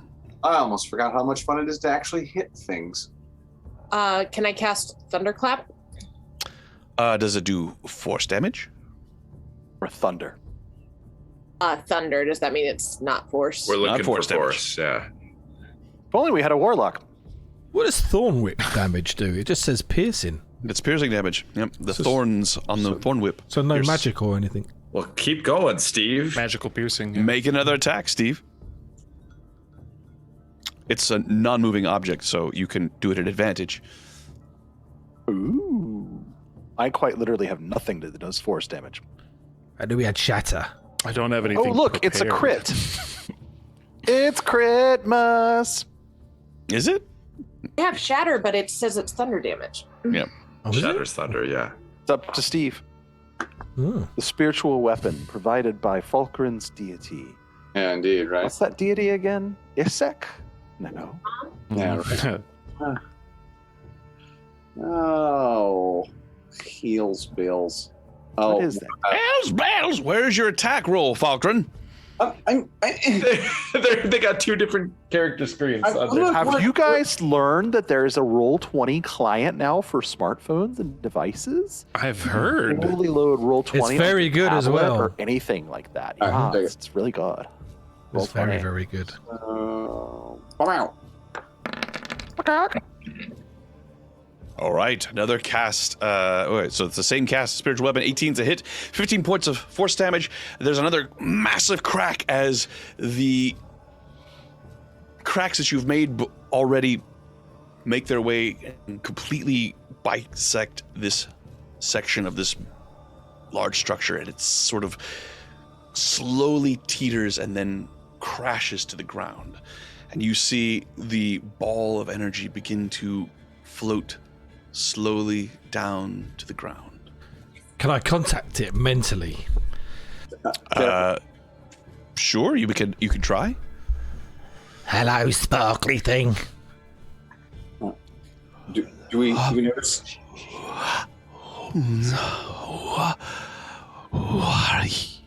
What is...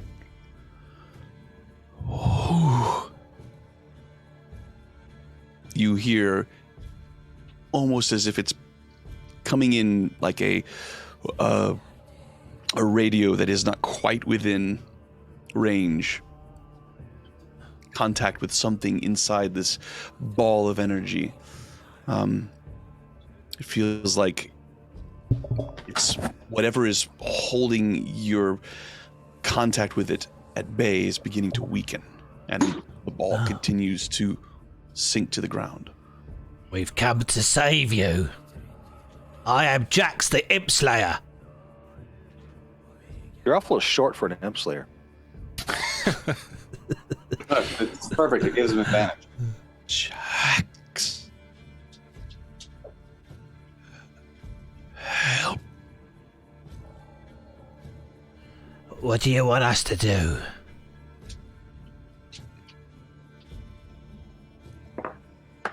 Reach. Pull.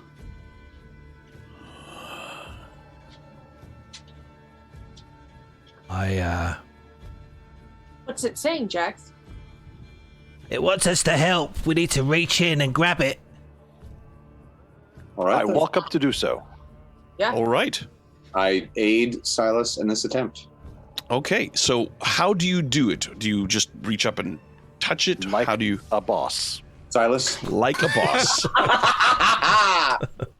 Love it. Fuck to corporate. Silas, I'll need you to toss me. What? So you reach out, what do? You stick your hand out? Reach right in. So as you make contact, you feel a vibration, a tingling and a prickling sensation as this glowing substance holds onto your hand. It's almost as if you're putting your hand into a large soap bubble. And you reach in. I need you to make a strength check at advantage as Falkren is helping you. I did a saving throw accidentally, but... It's all right. It's still a D20 roll. Gosh, it's only a 13. Only a 13. As you push in just at the very edge of your fingertips, you feel something make contact. And then you're pushed, repelled back. Jax, do you have contact with it? Yes. Ask if we cast magic to try and break the bubble if it Yes. hurt. Will the magic penetrate? Ask it that too. I do so. Jax. Yes. I will try to thorn whip it out. Okay. No, Jax! So you see Jax begin to create a psychic line of energy around his hand, something that you've seen him do before to great effect. Jax, you might kill it. Nope. Oh, I won't do that then. Your thorn whip. It will heal. I Perhaps try to grab it and then throw my dagger like 20 feet away. So you just throw yourself at the bubble? Yes. All right, make a strength check, please. I'm going to use my advantage thanks to the level 5 hype train. All right, do it. So was it a strength, is it? Or athletics? Strength check, yeah. Oh, if it was athletics, it'd be decent. Okay. Strength, here we go. Come on, natural 20. 13. You come running up to it and just Bang. fall off. DM, you said that I was able to push my arm into this, right? Yes, you are able to. You're able to push, and like for the first few inches, it's not that hard. It's like pushing your hand into, like as you push it down into a bag of rice, it moves. But the further in you go, there's more pressure and more pressure and more resistance until it finally throws you back. Okay.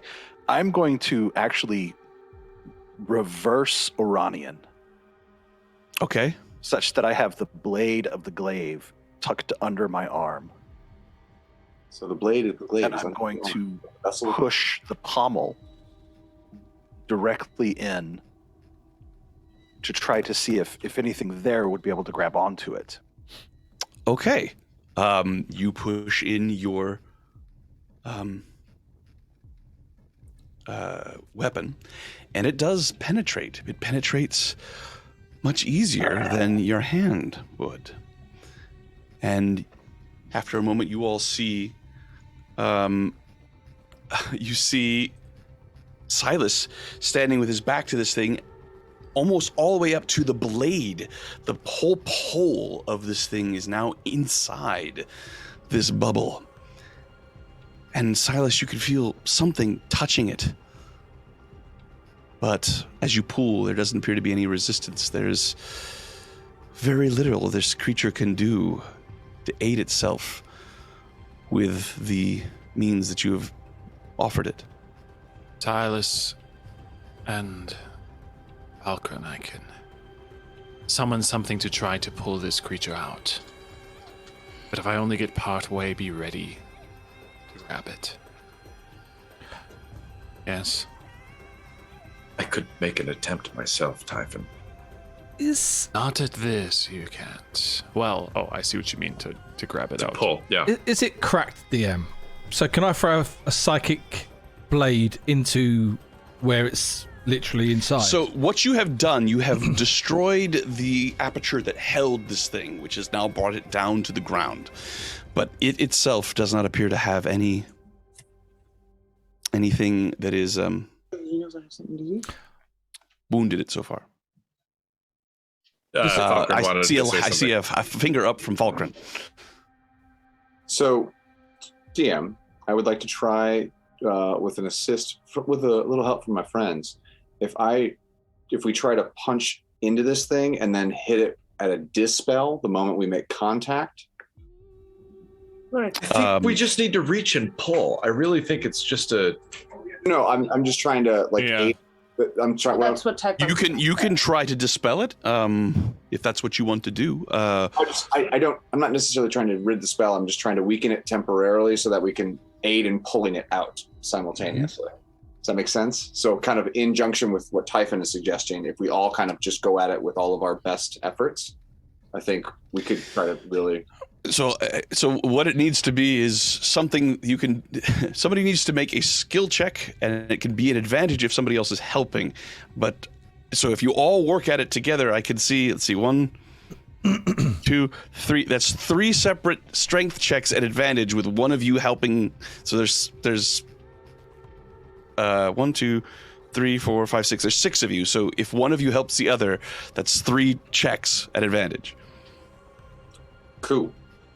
I mean, I think that gives us pretty awesome odds. I was thinking is it like an egg where it's got like space inside that I can psychic teleport to? You have no idea. Potentially it could be dangerous if it's teleported into nothing. To get you stuck. Yeah, Let me try. Let me try just give it a pull. Let's have Rim try. If someone can aid me. Well, you have to be proficient with strength checks. No, you don't. One here is. No, you don't. For a simple strength check, everybody is. So Falkren's helping. All right. Okay. Falkren's grabbing Rim's calf. Tail. Ooh, there we go. All right. There, 24. With a 24, you see Rim strike his claw into this thing, and then almost all the way up to Rim's elbow. Rim, you can feel inside the substance. It's resisting you. It's pushing back at you. But as you move your hand around inside, you feel something soft, like incredibly fine hair. I can feel her. Give it, Scritches. Grab it. I am pulling it. I'm There pulling you it go. out with all of my See you might. later. Dig your claws into its flesh and pull. So you grab the hair and you begin to pull. Make a strength check, please. I just did 24. It's to get in. Oh, you got to be kidding me! All right, I'm not. This Another is hell, one? buddy. all right. Is this also an advantage? You're the only one holding on. You can do it. I'd give guidance if it works. You have been guided. All right, come on, big numbers. I'm out of advantage. 16 plus. My guidance is now a plus D20. Ha! No. 18.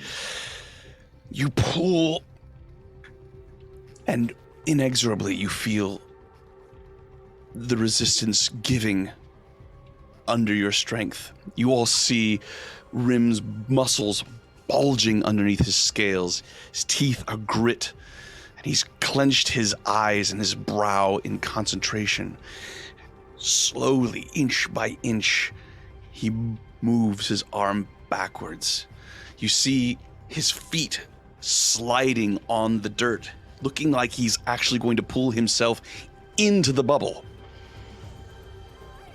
We've had What do you do? Pixie redeem a D20 inspiration for 600 gold if you want to roll that for whoever gets it.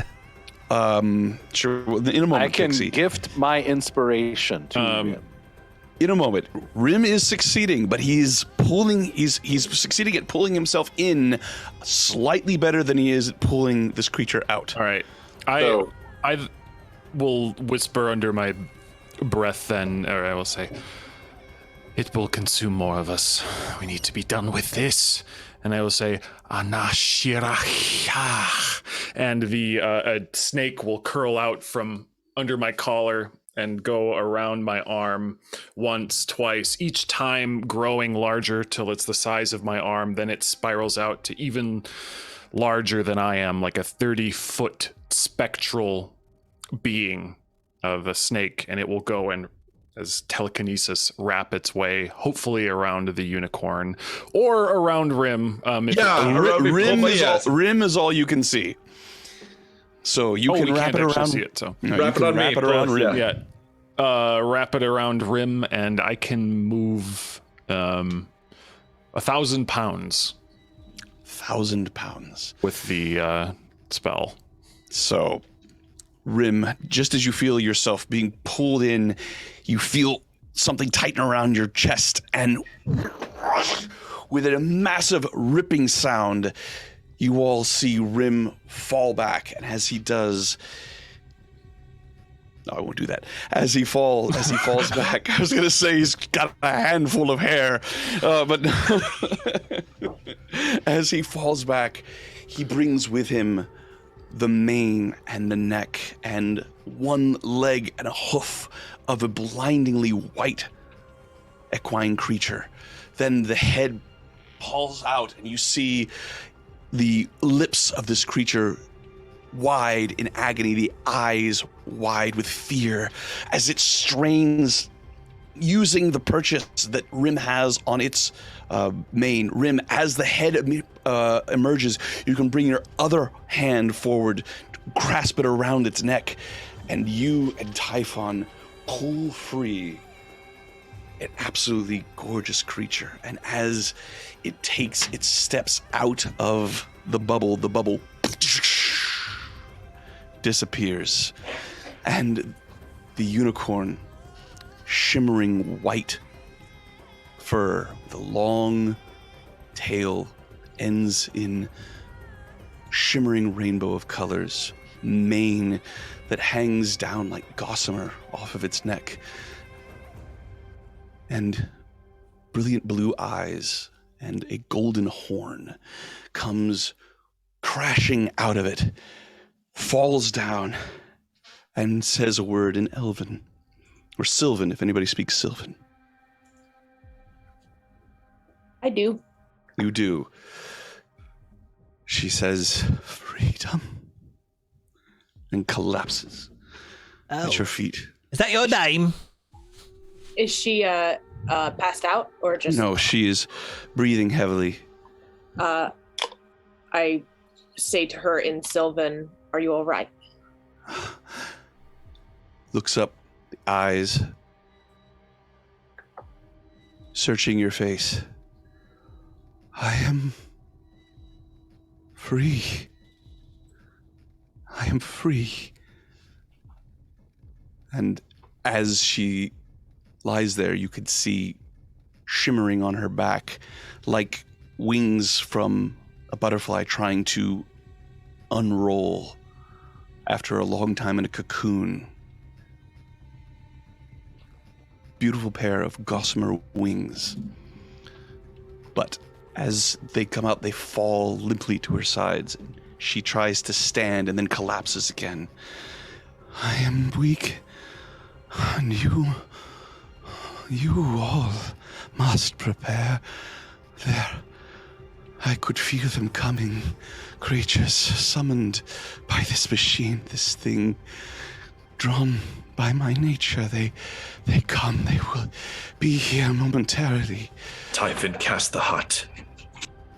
I also cast Healing Word on the unicorn, or on Mooncolor. How quickly will they be here? They come. And as she says this, you can hear the sound of screaming and roiling of unhuman voices and the gallop of feet.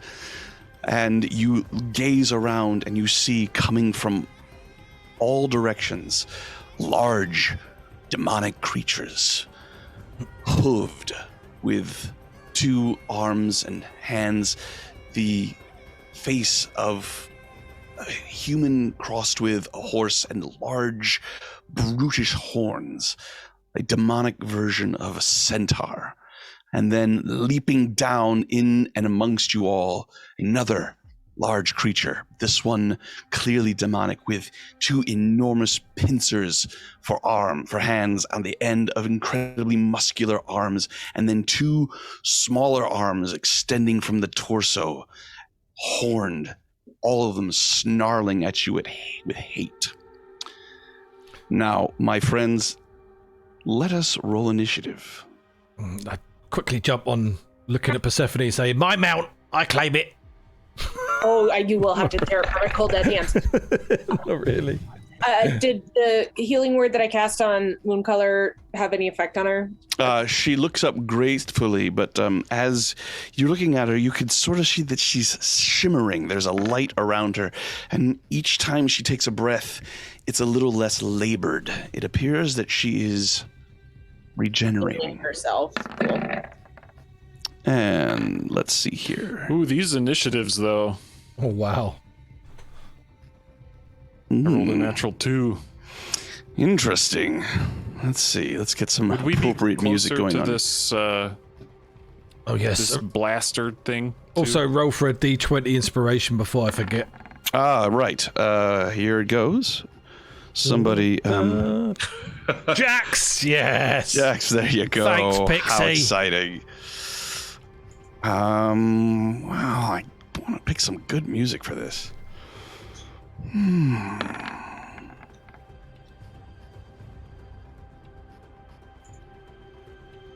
One moment, please.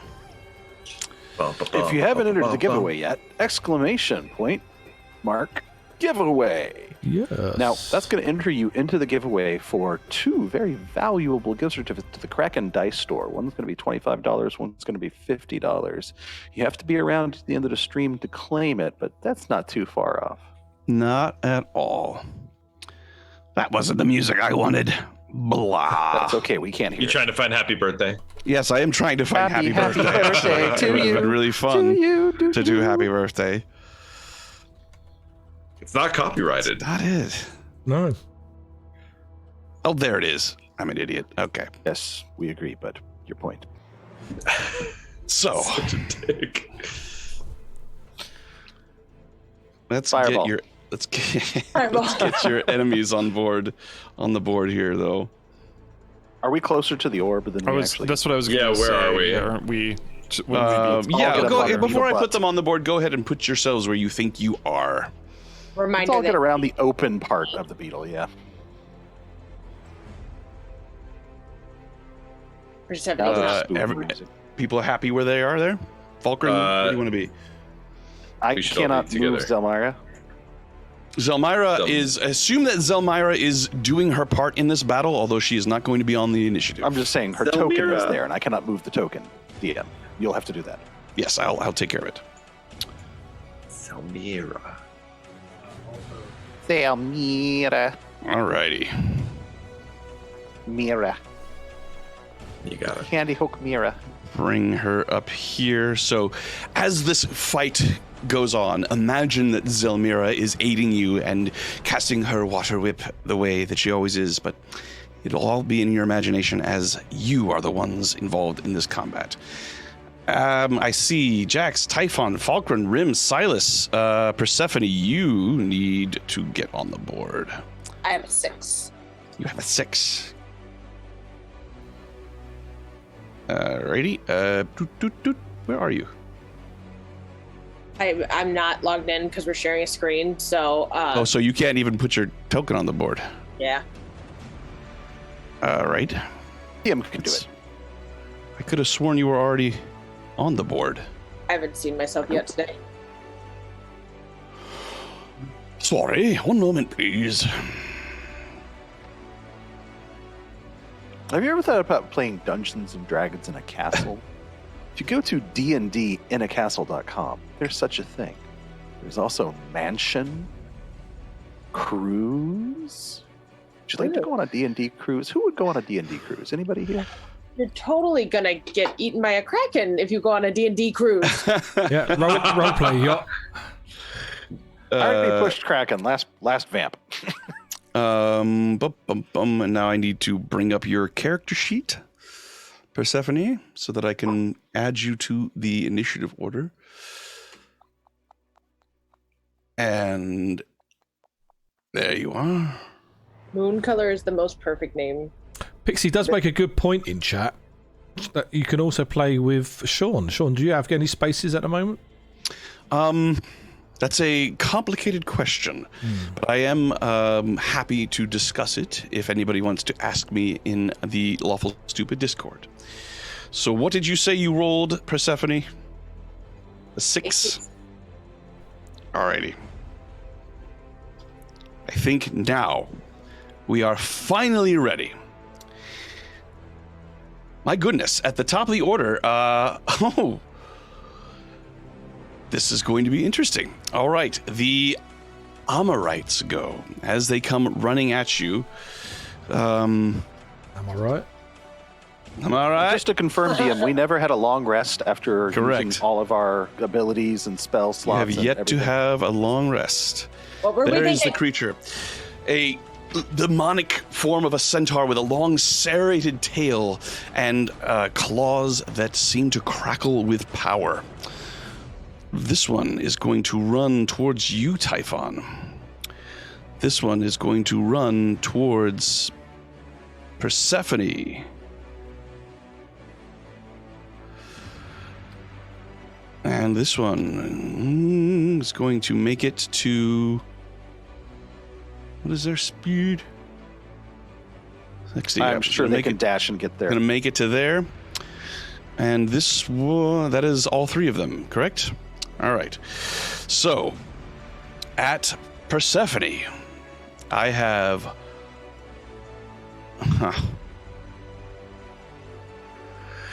As it runs at you, Persephone, the air in front of it begins to crackle with electricity. And as it rears to a stop in front of you, it rears up, and as it comes down, it slams the ground, and a bolt of lightning 10 feet wide shoots out from it, encompassing the entire group, including the other creature on the other end of it. Except I need for you Zelly. all, except for Zelly, I need you all to make dexterity saving throws, please.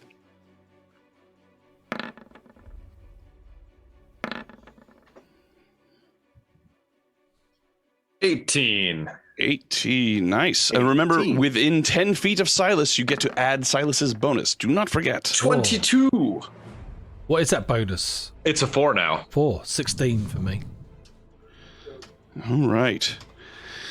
So, Sean, Yes? with the Spellguard shield, spell attacks have disadvantage. Is this a spell attack? It is a spell attack. However, it's not a spell attack, actually. It is a spell effect.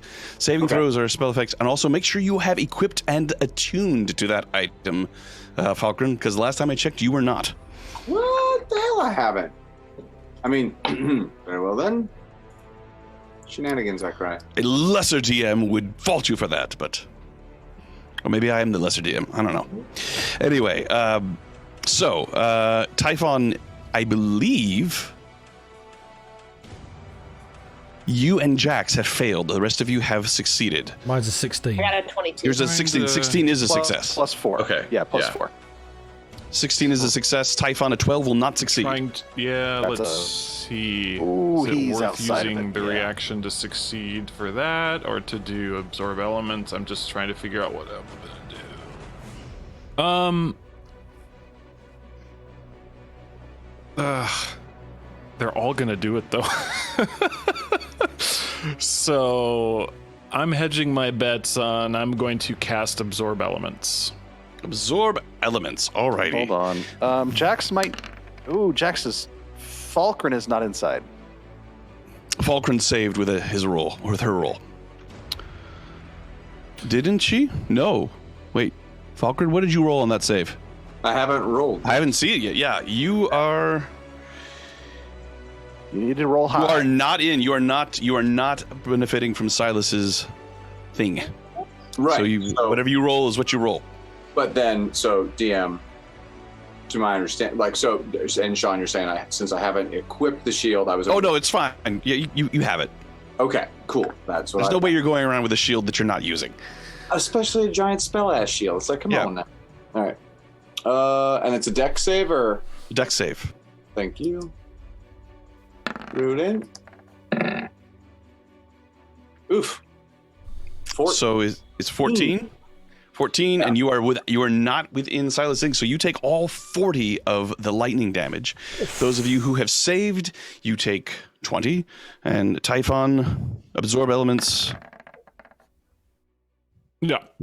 You've got it. All right, and Constitution save, you have succeeded. That is the end of its turn. The Armonite to your south attacks you with its hooves, hitting AC 10.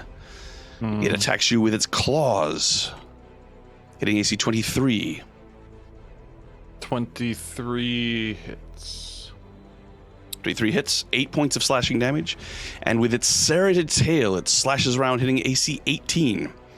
Misses. Misses. The other one attacks you with its hooves, hitting AC 12. With its claws, AC 16. Misses. With its tail, AC 25. Hits. 20 points of slashing. Ouch. That Yikes. is it for them. Next on the order is the creature that you see coming down on the other side. It looks at you all and says something in Abyssal. Who speaks Abyssal? Looks like Falkren and Spellcasters and weakling priests. Claps its hands together and flies up into the air 10 feet and flies towards you all. Gets to there.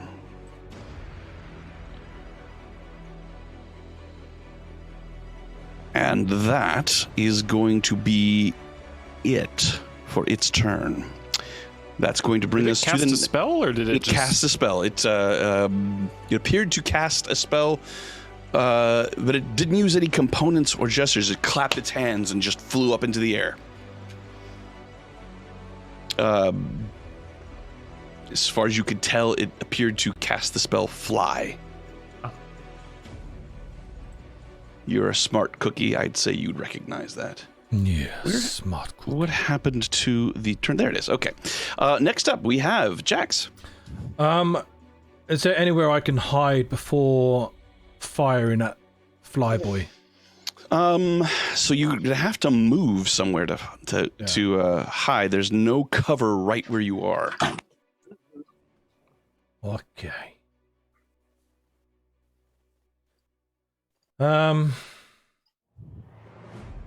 In that case, I will use my advantage from Pixie. You could do steady aim. I could do steady aim. You're right. Yeah. I'll do steady aim. Okay.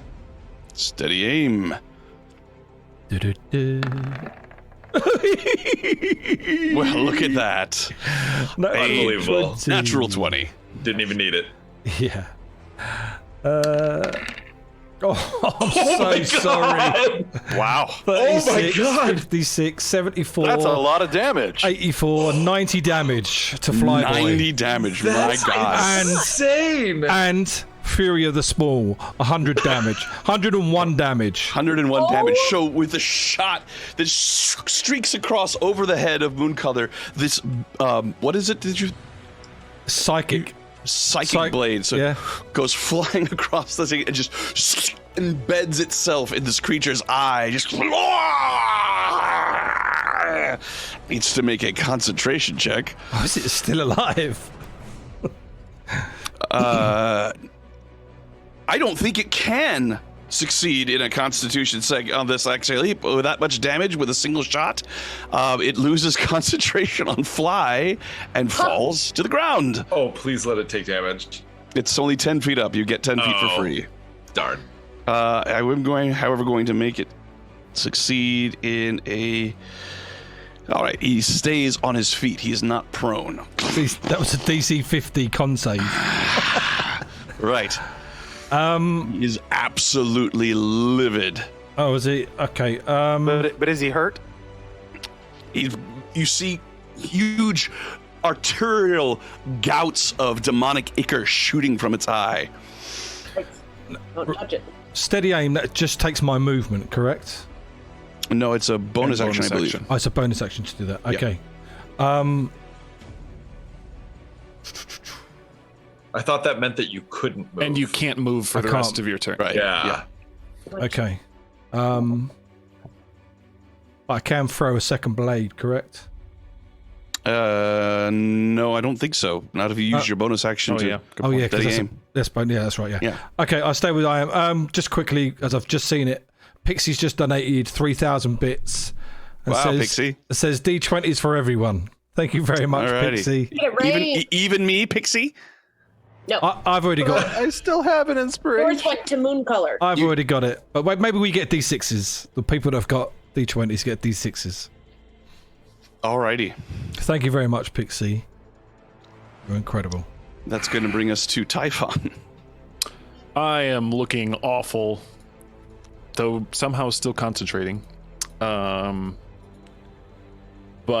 will look towards the creature towards my southeast and will clap together my hands, and streaking out from it you will see the accustomed lightning bolt, but he will add words to his sort of signature spell, and this time it says Astrapaicha Thanatosh, and a bit of lightning will go out, and then you will see it impact and then split into 3 other lightning bolts, which zap, hitting each of the creatures on the battlefield. Nice. With chain lightning. So that is Very nice. save. That is a dexterity saving throw from all 4. Alrighty. Sean, just so I remember, I have DM'd you on Zoom as well. Okay. We forgot to do earlier. All right. I did say that I did roll for that. Yeah. Persephone got that one. Cool. What I did. You got a healing potion. Sorry, dexterity saving throws. I have 2 failures and a success from the Ammonites and from the Glabrezu. I have 19. 16, so that is a failure. The Ammonites and the Glabrezu do not seem to be particularly harmed by this. Oh, it's a terrible roll. Oh well. It is. So 16. Thank you. It's about average. Look at the numbers. About average. It doesn't. That's It less feels than like a average. good. That doesn't feel like 10d8, but all right. No, it doesn't. Alrighty. Is that all you're doing for your turn, Typhon? There's not much I can do unless I want to risk it and move, which I don't, but I would like You some help. don't. Heelys are coming. That's it. All right. Alrighty, that's going to bring us to Falkrin.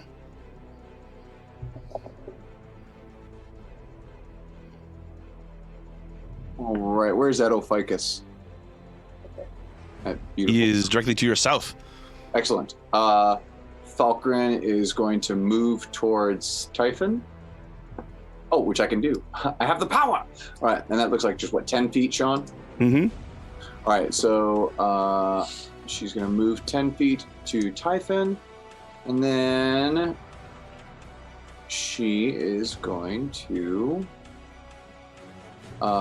hit him with Cure Wounds at 3rd level. 3rd level. As you cast the spell, you hear a word shouted from the Glabrezu. Galach! No. The hand in front clefts a fist, and the healing spell breaks as counterspell is cast. Ah. You lose the slot. Boo. Shit. And I look right at the who's the one who shouted that? The creature with the claws. Yeah, great. And so Docker then looks exactly right at him and says, "Steve," and then sure enough, my hammer comes swinging through. So Hammer can move 20 feet as a bonus action. To be fair, wasn't the hammer on the orb because it was knocking at the orb? Falkren put it there, I think, so that it could be there to attack the Armanites. Oh. Oh, fair enough. Well, you could attack the Armanites instead of just moving it. Yeah. Well, so it's right there. So then I put it right there, Sean. All right. Where do you want it? There? I'm going to have it attack the Armanite that's in front of Persephone then. Got it. All right. Summoned him in at the 5th level. So he is doing 2d8 if he hits. Fingers crossed. And 14's a hit. Oh, wait, what? 14's a hit. They're big creatures. All right, cool. They're big, beefy creatures. That is. Okay, so 15 points of force damage. Alrighty. Did that look like it hurt? You see demonic ichor running from its mouth as its eyes gleam with malice. It appeared to enjoy the pain. Gross. But still hurt its body. Anything else, Falcon? That is all of my bags of tricks. Alrighty, bring us to Rim. all right. So you got 3 shots coming at the no longer flyboy. Okay. But first with the bonus action of Hunter's Mark on him. So Got it. Hunter's there will Mark be goes up. Bonus ouchies. The first attack is a natural 1. That's a miss. Happy birthday to me. Oh, that's better. Okay, 25. 25's a hit. Okay, so that's 14 damage. Okay. And then the last one will hopefully hit for double bonus ouchies. Oh, come on, big number. 16? 16 does not hit. God damn it. I should have. Okay. That's sadly the end of my turn. If I'd thought about that, I would have used my advantage, but I did not. So I am done. Silas. Okay. First, I'm going to action surge first. Okay. And I'm going to use my channel divinity for sacred weapon. Okay. So that's going to be giving me a +4 to hit for the next minute. Very nice. Then I will take my regular action, which is 2 attacks, and I'm going to attack the creature nearest to me. Okay. And let me take a swipe there.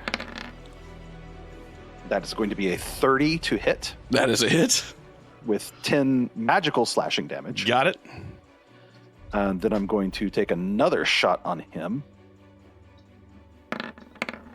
resulting in a 24 to hit. That is a hit. And 12 magical slashing damage. Got it.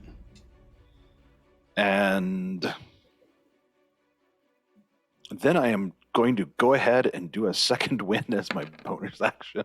Okay. And get back healing magic energy washes over me, giving me 10 hit points left. Very good. Before I am finished, I am going to move to directly there. I don't think we get flanking, but just in case we did, You get a +1 for flanking. Persephone would get flanking. Steve might, depending on the DM rule, but I am also in a defensive posture for Zelmira. Alrighty, that's going to bring us to Persephone. All right, I'm going to use my Bardic Inspiration. I'll use a defensive flourish with my Aged Soul Blade. So, okay. 18 to hit on the back. Right. Yep, that is a hit. I have to use my unicorn dice. Unicorn dice. Nice. 8 plus 5, 13, and then I have to roll a d10. Oh, I haven't rolled real dice in so long. Yay, real dice.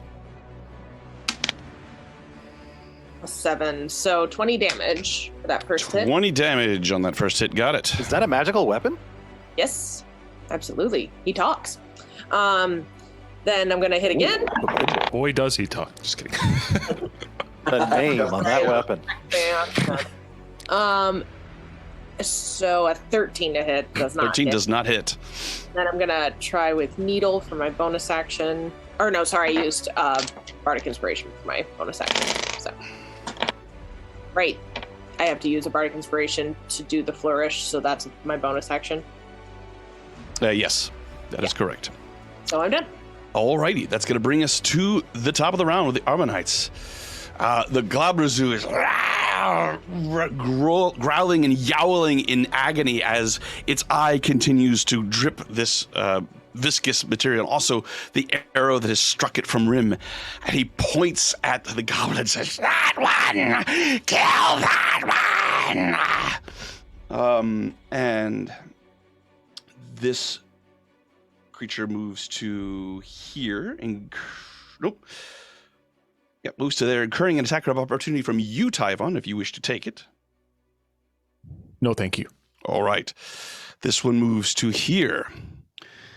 And this one moves to here, but stops. Its tail lashes out, hitting 10 feet away at Jax, hitting AC 25. That would be a hit. I've not seen any move, so I don't know if it's just lagged for me. No, I didn't see moves either. I just refreshed and just to see if that changes, but I didn't see any movements either. Yeah, 25 hits, Sean. Yeah, 25 hits. Let me see. Sometimes this is a problem. Let me refresh. See if that fixes it. Refresh on my side did not move anybody.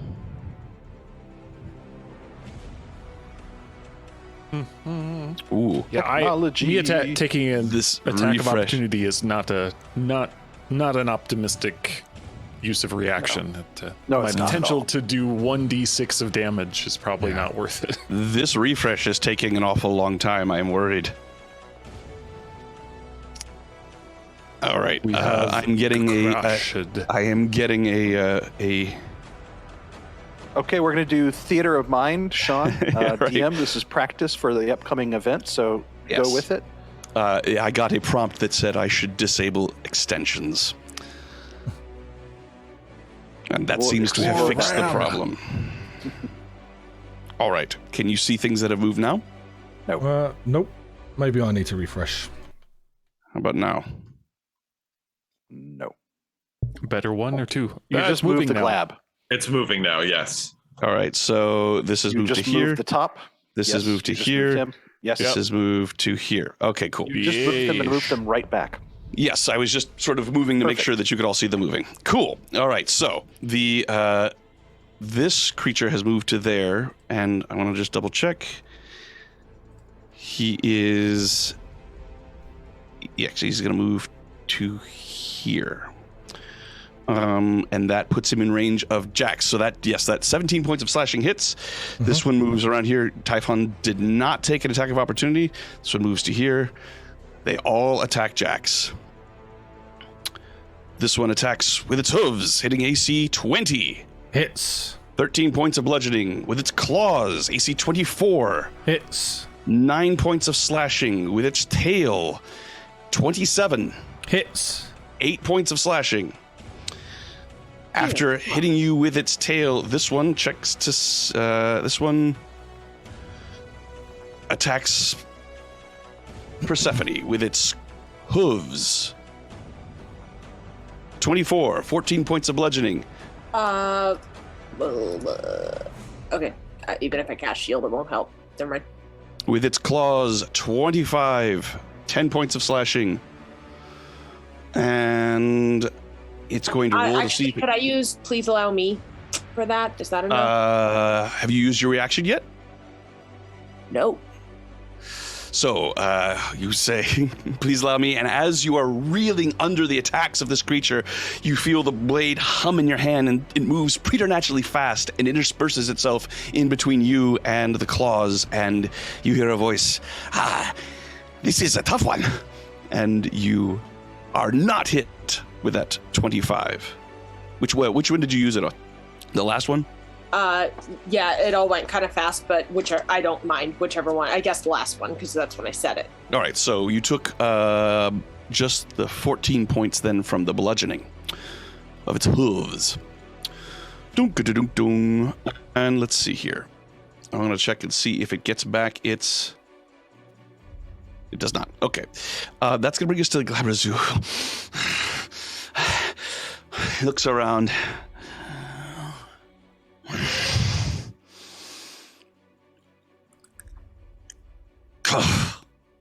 Says a single word. Jax. In response to this word, you feel your body grow limp and useless as power word stun has just been cast upon you. Damn. You are stunned, and there is nothing you can do about it. You spend this turn being stunned. Oh. I should have tried to counter it. Sorry, friend. I didn't realize my turn was coming up next. Let me just check here. The rules of power word stun.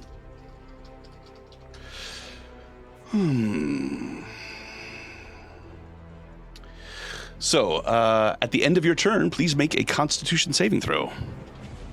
Constitution, you say? Indeed.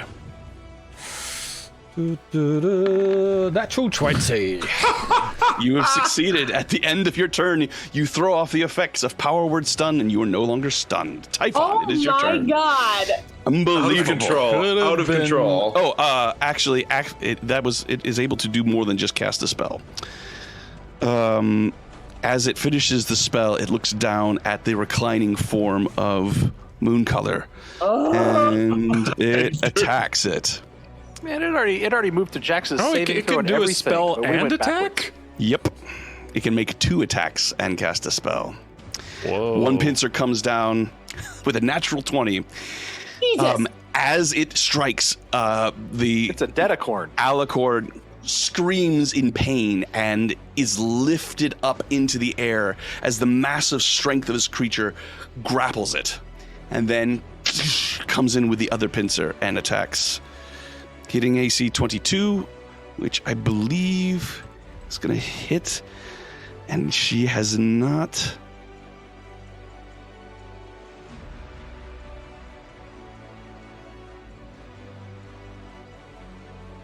Yep, that's it. Okay.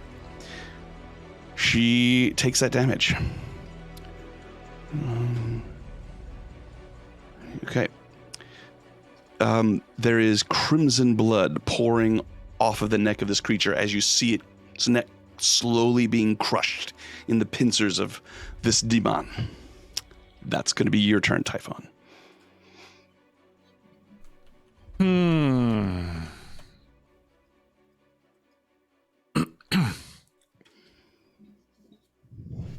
Well, there are one of 2 ways to do this. I think Like a boss. Going to... it's so hard. Sorry, I'm just reading a radius of 10 feet. Doesn't make any sense.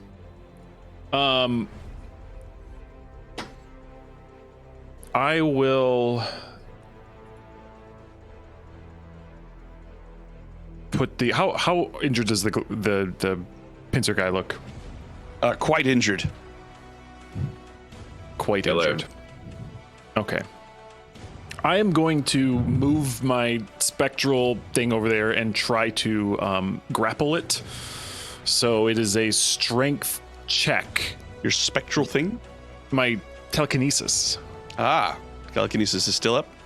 is 10 minutes, and I made all 3 of my con saves. And I Okay. took damage. So I'll move it over there, and it is a versus my spellcasting modifier. It's a strength check. Strength check. I have rolled a 24. A 20. Wow. Okay. It's a big demon. They're pretty strong. Yeah. It also has I magic didn't think it resistance. Oh. It is a 20 strength. Is that saving throws? Because this is a strength check against my it is a plus 5 spellcasting check. I rolled a 19 on the die. Yeah. Okay. I just was saying, blah, blah, blah. Your DM is showing. And I will use my inspiration, see if I can roll a natural 20. Oh my god! Amazing! What is happening today? All right. Okay. It is your birthday. It feels the bonds of your spell sort of reach around it and sort of flexes and snorts in derision, but then as it feels the power of your mind overwhelm its strength. Okay, cool. Well, pretty much most people are at range, so I'm going to lift it, I guess, up into the air. Let's just do 5 feet up into the air and then bring it over towards Silas, I guess. Okay, and doing so breaks the grapple as the it is idea. forced to release its hold on Mooncolor. Does Silas have Sentinel? I can't remember. No. No. Okay. I do. I'm not generic. Sorry. Is that where you want him, Peter? And that's not a fine. shot at a rogue. Okay. A rogue with Sentinel is cool, but a paladin with a glaive that doesn't have Sentinel. Yes, that's me. Yes. No, it's good. All right, I'm done. Thank you. Alrighty, Falcon. Right. It is restrained, by the way. Yep, got it. Yeah. I forgot I have access to my character sheet.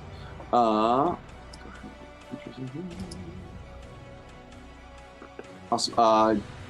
Jax, how bad you looking? I am 33 out of 80. Yeah, it's a waste.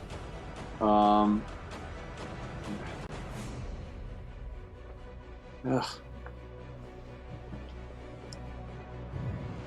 I'm still hurt. Yeah. It's fine. You don't have to. It's. Oh, you're still next to me. Oh, that's good.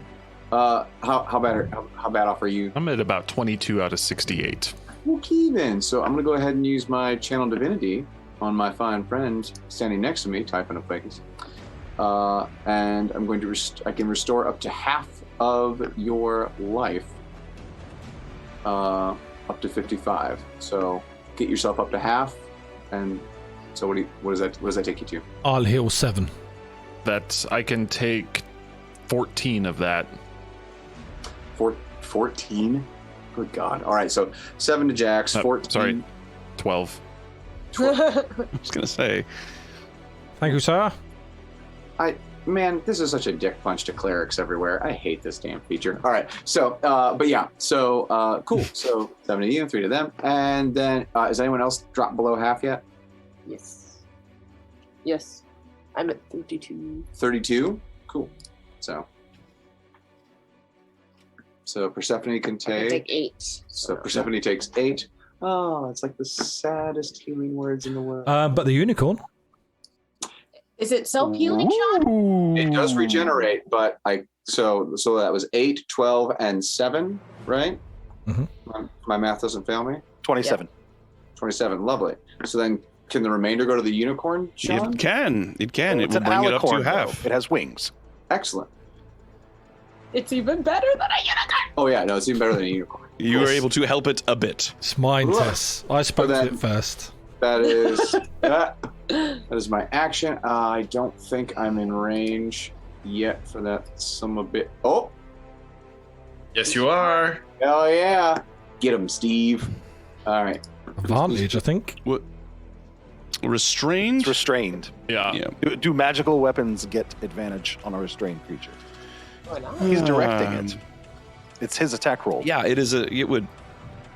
They don't count for. They don't get attacks of opportunity, and they don't count for flanking, but they do. You can use it to attack a restrained creature.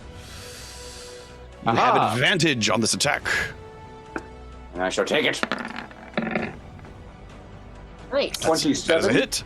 Roll your damage. All right, roll that. That was only 1d8, so let me roll an additional one. Okay. That was 10 plus 16 force damage. Another large blast of demonic ichor comes out of its body.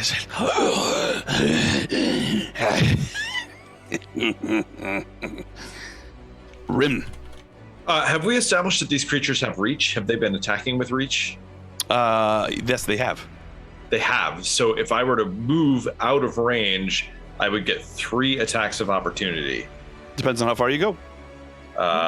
Well, in order to make myself no longer at disadvantage, I think. If I move 1 up, do I get to attack without disadvantage? Is that correct? No, I'm still threatened. No, you're still threatened. All right. Well, I'll let them pummel me. I'm moving out of the way. All right. You are still threatened there. There. I think you have to be within 5 feet of a creature, right, in order for it to not count. Is it just be threatened? I think it may be threatened. I don't know off the top of my head, but all right. Well, we're going to go ahead and say it's threatened. All 3 of them slash at you with their tails as you move out of the way. And you see 20, 14 points of slashing. Okay. 21, 15 points of slashing. Okay. Natural 20, 23 points of slashing. Wow. Fuck you. Like a lot, actually. But okay. So as Rim steps away, drawing a careful bead on the demon, 3 swinging tails come and just lacerate him. Crimson blood flows over his silver scales. Okay. Well, then I am going to use my advantage on the first attack. Okay. You have advantage on all of them because he's it's restrained. Oh, well then never mind. 20. That's a hit. Got it. 12 points. Can you roll a Constitution save to see if Hunter's Mark stays up? Oh, thank you. 3 of them, actually. 3 of them. Yep. 1, 2, 3. It goes down. Oh, no, it goes down. So just 9. I would recast it then with my bonus action if that's the case. That works. All right. I'll mark the spell slot off after. Okay. So there's that. And the second attack. Nice. Hey! All right. Another natural 20. And did it roll the damage? I don't see it yet. All right, those 2 arrows embed deep within it, even with, actually, yeah, you can see it just sort of staggering as it tries to fight against Typhon's spell, but it is going down. It barely stands after that final blow. Even with it, and did you get the Hunter's Mark damage on there as well? Yes. And it's still alive? Okay, still up. Fine. That's the end of my turn. Silas. Okay, first off, I still have Channel Divinity Sacred Weapon up, so I'll be getting a +4 to whatever I roll. It is still restrained, correct? Correct. All right, so first crack at it. I didn't roll at advantage, so let me roll again. Sorry for that. That will be a 20 to hit. That is a hit.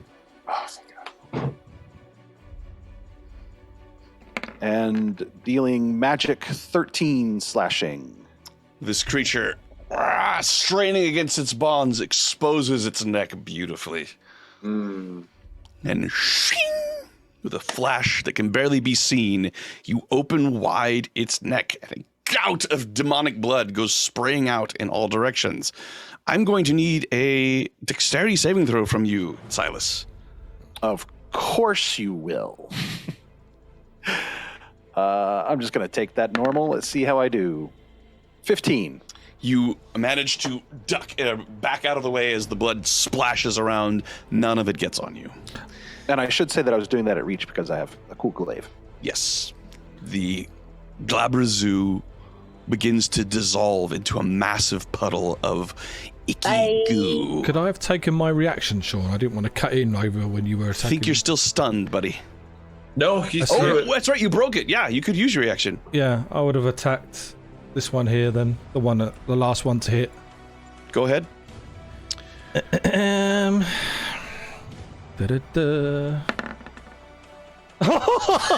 Unbelievable. Unbelievable. That's a crit, ladies and gentlemen watching on. Unbelievable, That's these a crit. rolls, people. That's 3 crits in a row. 15, Got the math on that. knows how long 51, 61, 66, 67 damage.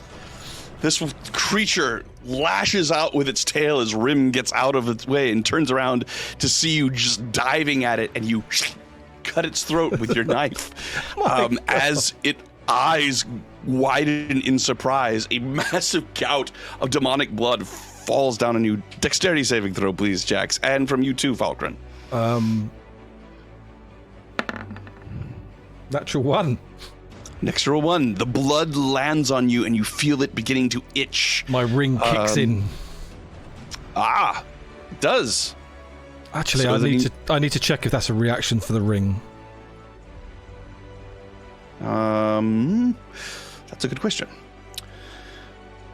I could use my reaction, so yeah, it's fine. Obviously, it hits me. Yes, it does hit you. We'll get to that later. What did you roll, Falkren? You're muted. Rim roll a black cat on his face. You're still muted, Ryan. Hang on. Ow. Cone of silence. All right, I was just checking to make sure so I can add the AC bonus to my dex. At least I know my dice aren't fixed. Roll it and don't suck. Ooh, 19. 19. You managed to jump out of the way as Jax opens the throat of this creature. That brings us to Persephone. Actually, did you get all of your attacks, Silas? Yeah, you didn't. Nope. Get all your I cut attacks. Go halfway for it. through. Oh, sorry. I'm going to attack Sorry. the creature directly below me.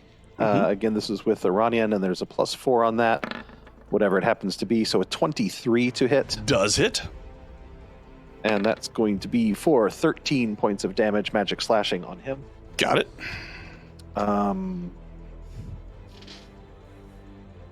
And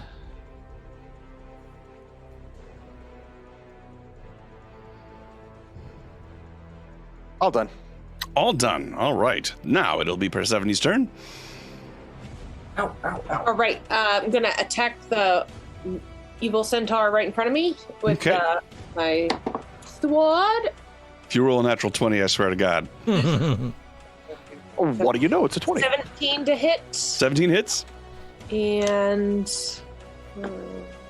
Yeah, it's fine. 8 plus 1. Thank you. 12 damage for that. 12 damage. Got it. Doing it again. 18 to hit 18 hits. with 11 damage. 11 Now, damage. Here comes Needle. And that is 27 to hit, and That hits. 4. Where's 4? Is this 4? Mhm. I Nice. have 8 damage. 8 damage. That's gonna do it. As gouts of blood splash out of it. Actually, Typhon, I'm gonna need a dex save from you as it sprayed 10 feet. Me? Yes, and that's gonna be another dex save from Persephone, Rim, and Silas as this one dies. What about me? Again, spraying blood, and Jax spraying blood in all directions. I got Oh my 24. god, that was nearly it. Oh, I did roll another natural 20. Jesus, What is happening? what a night! You Jax, need to buy a lottery ticket Yeah, immediately. seriously. I don't know. Jax, you and Silas have succeeded. Rim, you have failed. I have failed. No. Typhon, you have succeeded. I Is got that everyone? 26 for me. 26, right. So that's so far Jax has failed, and Rim has failed, and Falkren has failed the earlier one, correct? No, you succeeded. No, I succeeded. You Yeah, succeeded. I failed Got it. earlier. You're right. All righty. Only one of these things left. What's it going to be? Natural one incoming. I bet we could dispatch it quite easily. Friendships we made along the way. I bet with all of us here, we could just. Well, we're gonna see what it does first. It sees what Jax has done, both the massive blow against the Glabrazu and its fellow looks down at you. You're and next. Launches all three of his attacks on you. No, I'm not. AC 23 It hits. from its hooves, 15 points of bludgeoning. Ouch. AC 23 Yeah. from its claws, 11 points of slashing. Serrated tail swipes around, AC 24, Hits. 17 points of slashing. Down. Down. And then it sort of collapses, waiting for death. The Glabrazu is dead. Would I have had my bonus action still? Didn't I you don't use know, it to Jax. destroy the other one? I don't know, Jax. You I need to used- keep better track of your abilities. I man. used to react, but obviously I was stunned, wasn't I? So I used my reaction, but I haven't used the bonus action You have to use a bonus action on your turn. on the turn. Yeah. Right, okay. Hard to Yeah, keep track yeah. of all those abilities when you're rolling crits. I thought. Jax, it is your turn. Please roll a death saving throw. Oh my god, is it going to be death save? Here we go. It's going to be a natural 20, isn't it? Natural 1. No. Oh, So fouled. It was close. You all see Jax is pinned to the surface of Avernus, the serrated tail of this creature twisting in his little stomach before it rips out with a large rainbow of dark green blood. Splutch. Rainbow of all the things Jax ate. Typhon, it is your turn. All the rat kebabs. All right, let's keep it simple. Get this thing down. I'm gonna cast Toll the Dead All upon right. it. Wisdom save. Some It is failed with it. necromantic energy. It is succeeded. It is rolled a 15. I think That's that a fails. failure. Right. For 14 points of necrotic damage. 14 points of necrotic damage. I've got it. Anything else from you? Nah. Okay. That's going to bring us to Falkren. Falcon will move towards. I mean, am I right? I'm right next to Jax, aren't I? Yep. Absolutely. So I'm immediately going to go ahead and use my Channel Divinity to preserve life. And so any creatures within 30 feet of me, he gets up to half his HP back. Wow. He is dead. I'm not dead. He's not undead. Oh, sorry. No, he's not dead. Sorry. Actually, I can Apologies. That's all right. So yeah, so I can restore up to 55 HP. Choose any creature within 30 feet of Yep. you, and yep. You got it. Absolutely. Bloop. Life clerics, man. So would I get How many half my hit points, yeah? And that leaves 15 left for me, is that right? Oh yeah, Rim, That's are a you? bold assumption. Really? Was it half the hit points back, yeah? You can go. You can go up to your up to half. Thank So you. what's that? What's that? Out of 55, what do you take? He takes 40. Takes 40. I'll take 40, yeah. Cool. So that leaves me with 15 left over. Rim, how bad you looking? I'm at 20. I could use all of it. I don't know if anyone else is under half. Go to Rim. And I say, it's my rim shot. All right. Da-da-da. Happy birthday! Hey, thank you. I got All better. right, so that's Channel Divinity. What next for you, Falkren? So that's my action, and I use my bonus action to bring Steven 20 feet closer, Okay. menacingly coming at him as fast as Steve can get to him. But all right, Steve can attack. Steve can? It's within range. It's within 5 feet. Oh, Squares. neat. Yep. Neat burrito. All right then, Steve. Get him. All right, so let's see here. Action 2. Nope, that's Persephone's page. Man, I tell you, this Sharon thing. It's for the all right, action. Sorry, friends. It's a little less antiquated. Oh, we're just gonna roll that attack. Boom, with a 18 to hit. That is a hit. We roll the damage. It is 6 plus another D8. Nope, that's the one. Hey, there it goes. All right. Nice. That's 14 force damage. Got it. May the force be with him. Anything else? That's all. That's all my bits All done. Rim. If I use bludgeoning damage, I wouldn't spray demonic ichor everywhere. Is that correct? You don't know. That's not helpful. The DMs are big rusted. All right. I'm going to run in then, and I'm going to use noggin bonking with my quarterstaff. My favorite Swedish dessert. Ja, das Noggenbanken. Ich liebe. Wunderbar. 17's a hit. All right. Come on. 8. Okay. And I should have done this before. I will move my hunter's mark on it. I will noggin bonk a second time. 28 is a hit. All right. Come now, buttons. Mm-hmm. And 9 points. plus Does the Hunter's 3 Mark for- work for all attacks or just ranged attacks? It's all attacks. All attacks, got it. The noggin bonking has been extremely effective as it is barely hanging on to life. The end of your turn, Rim? Yeah, that's the end. Silas. I have 2 actions I can take and a bonus action. The first thing I am going to do... 2 actions, you have 2 attacks you could make. You 2 have attacks. 1 action. Yeah, 2 attacks. Yeah.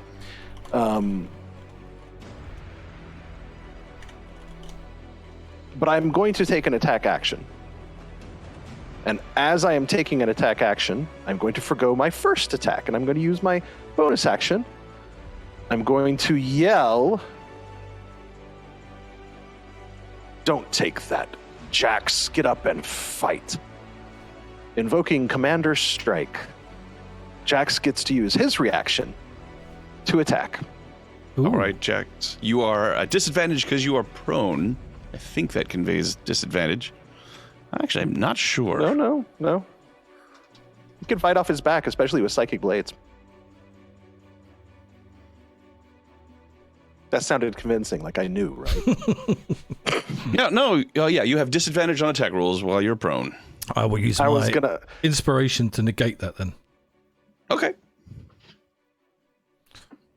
And I will fire. Oh, I thought that was a natural 20. And by the way, that is a D8 coming at you from my Commander Strike. And 18 is a hit. Looking for the actual damage button, but it's there in front of me. 31 damage. And with that, the creature falls down at your feet. I told you didn't have to take that, Jax. Thank you, Silas. Now, the one you killed before. Yeah, you it was killed psychic with damage. psychic That was why I was about to ask you the same thing. Right.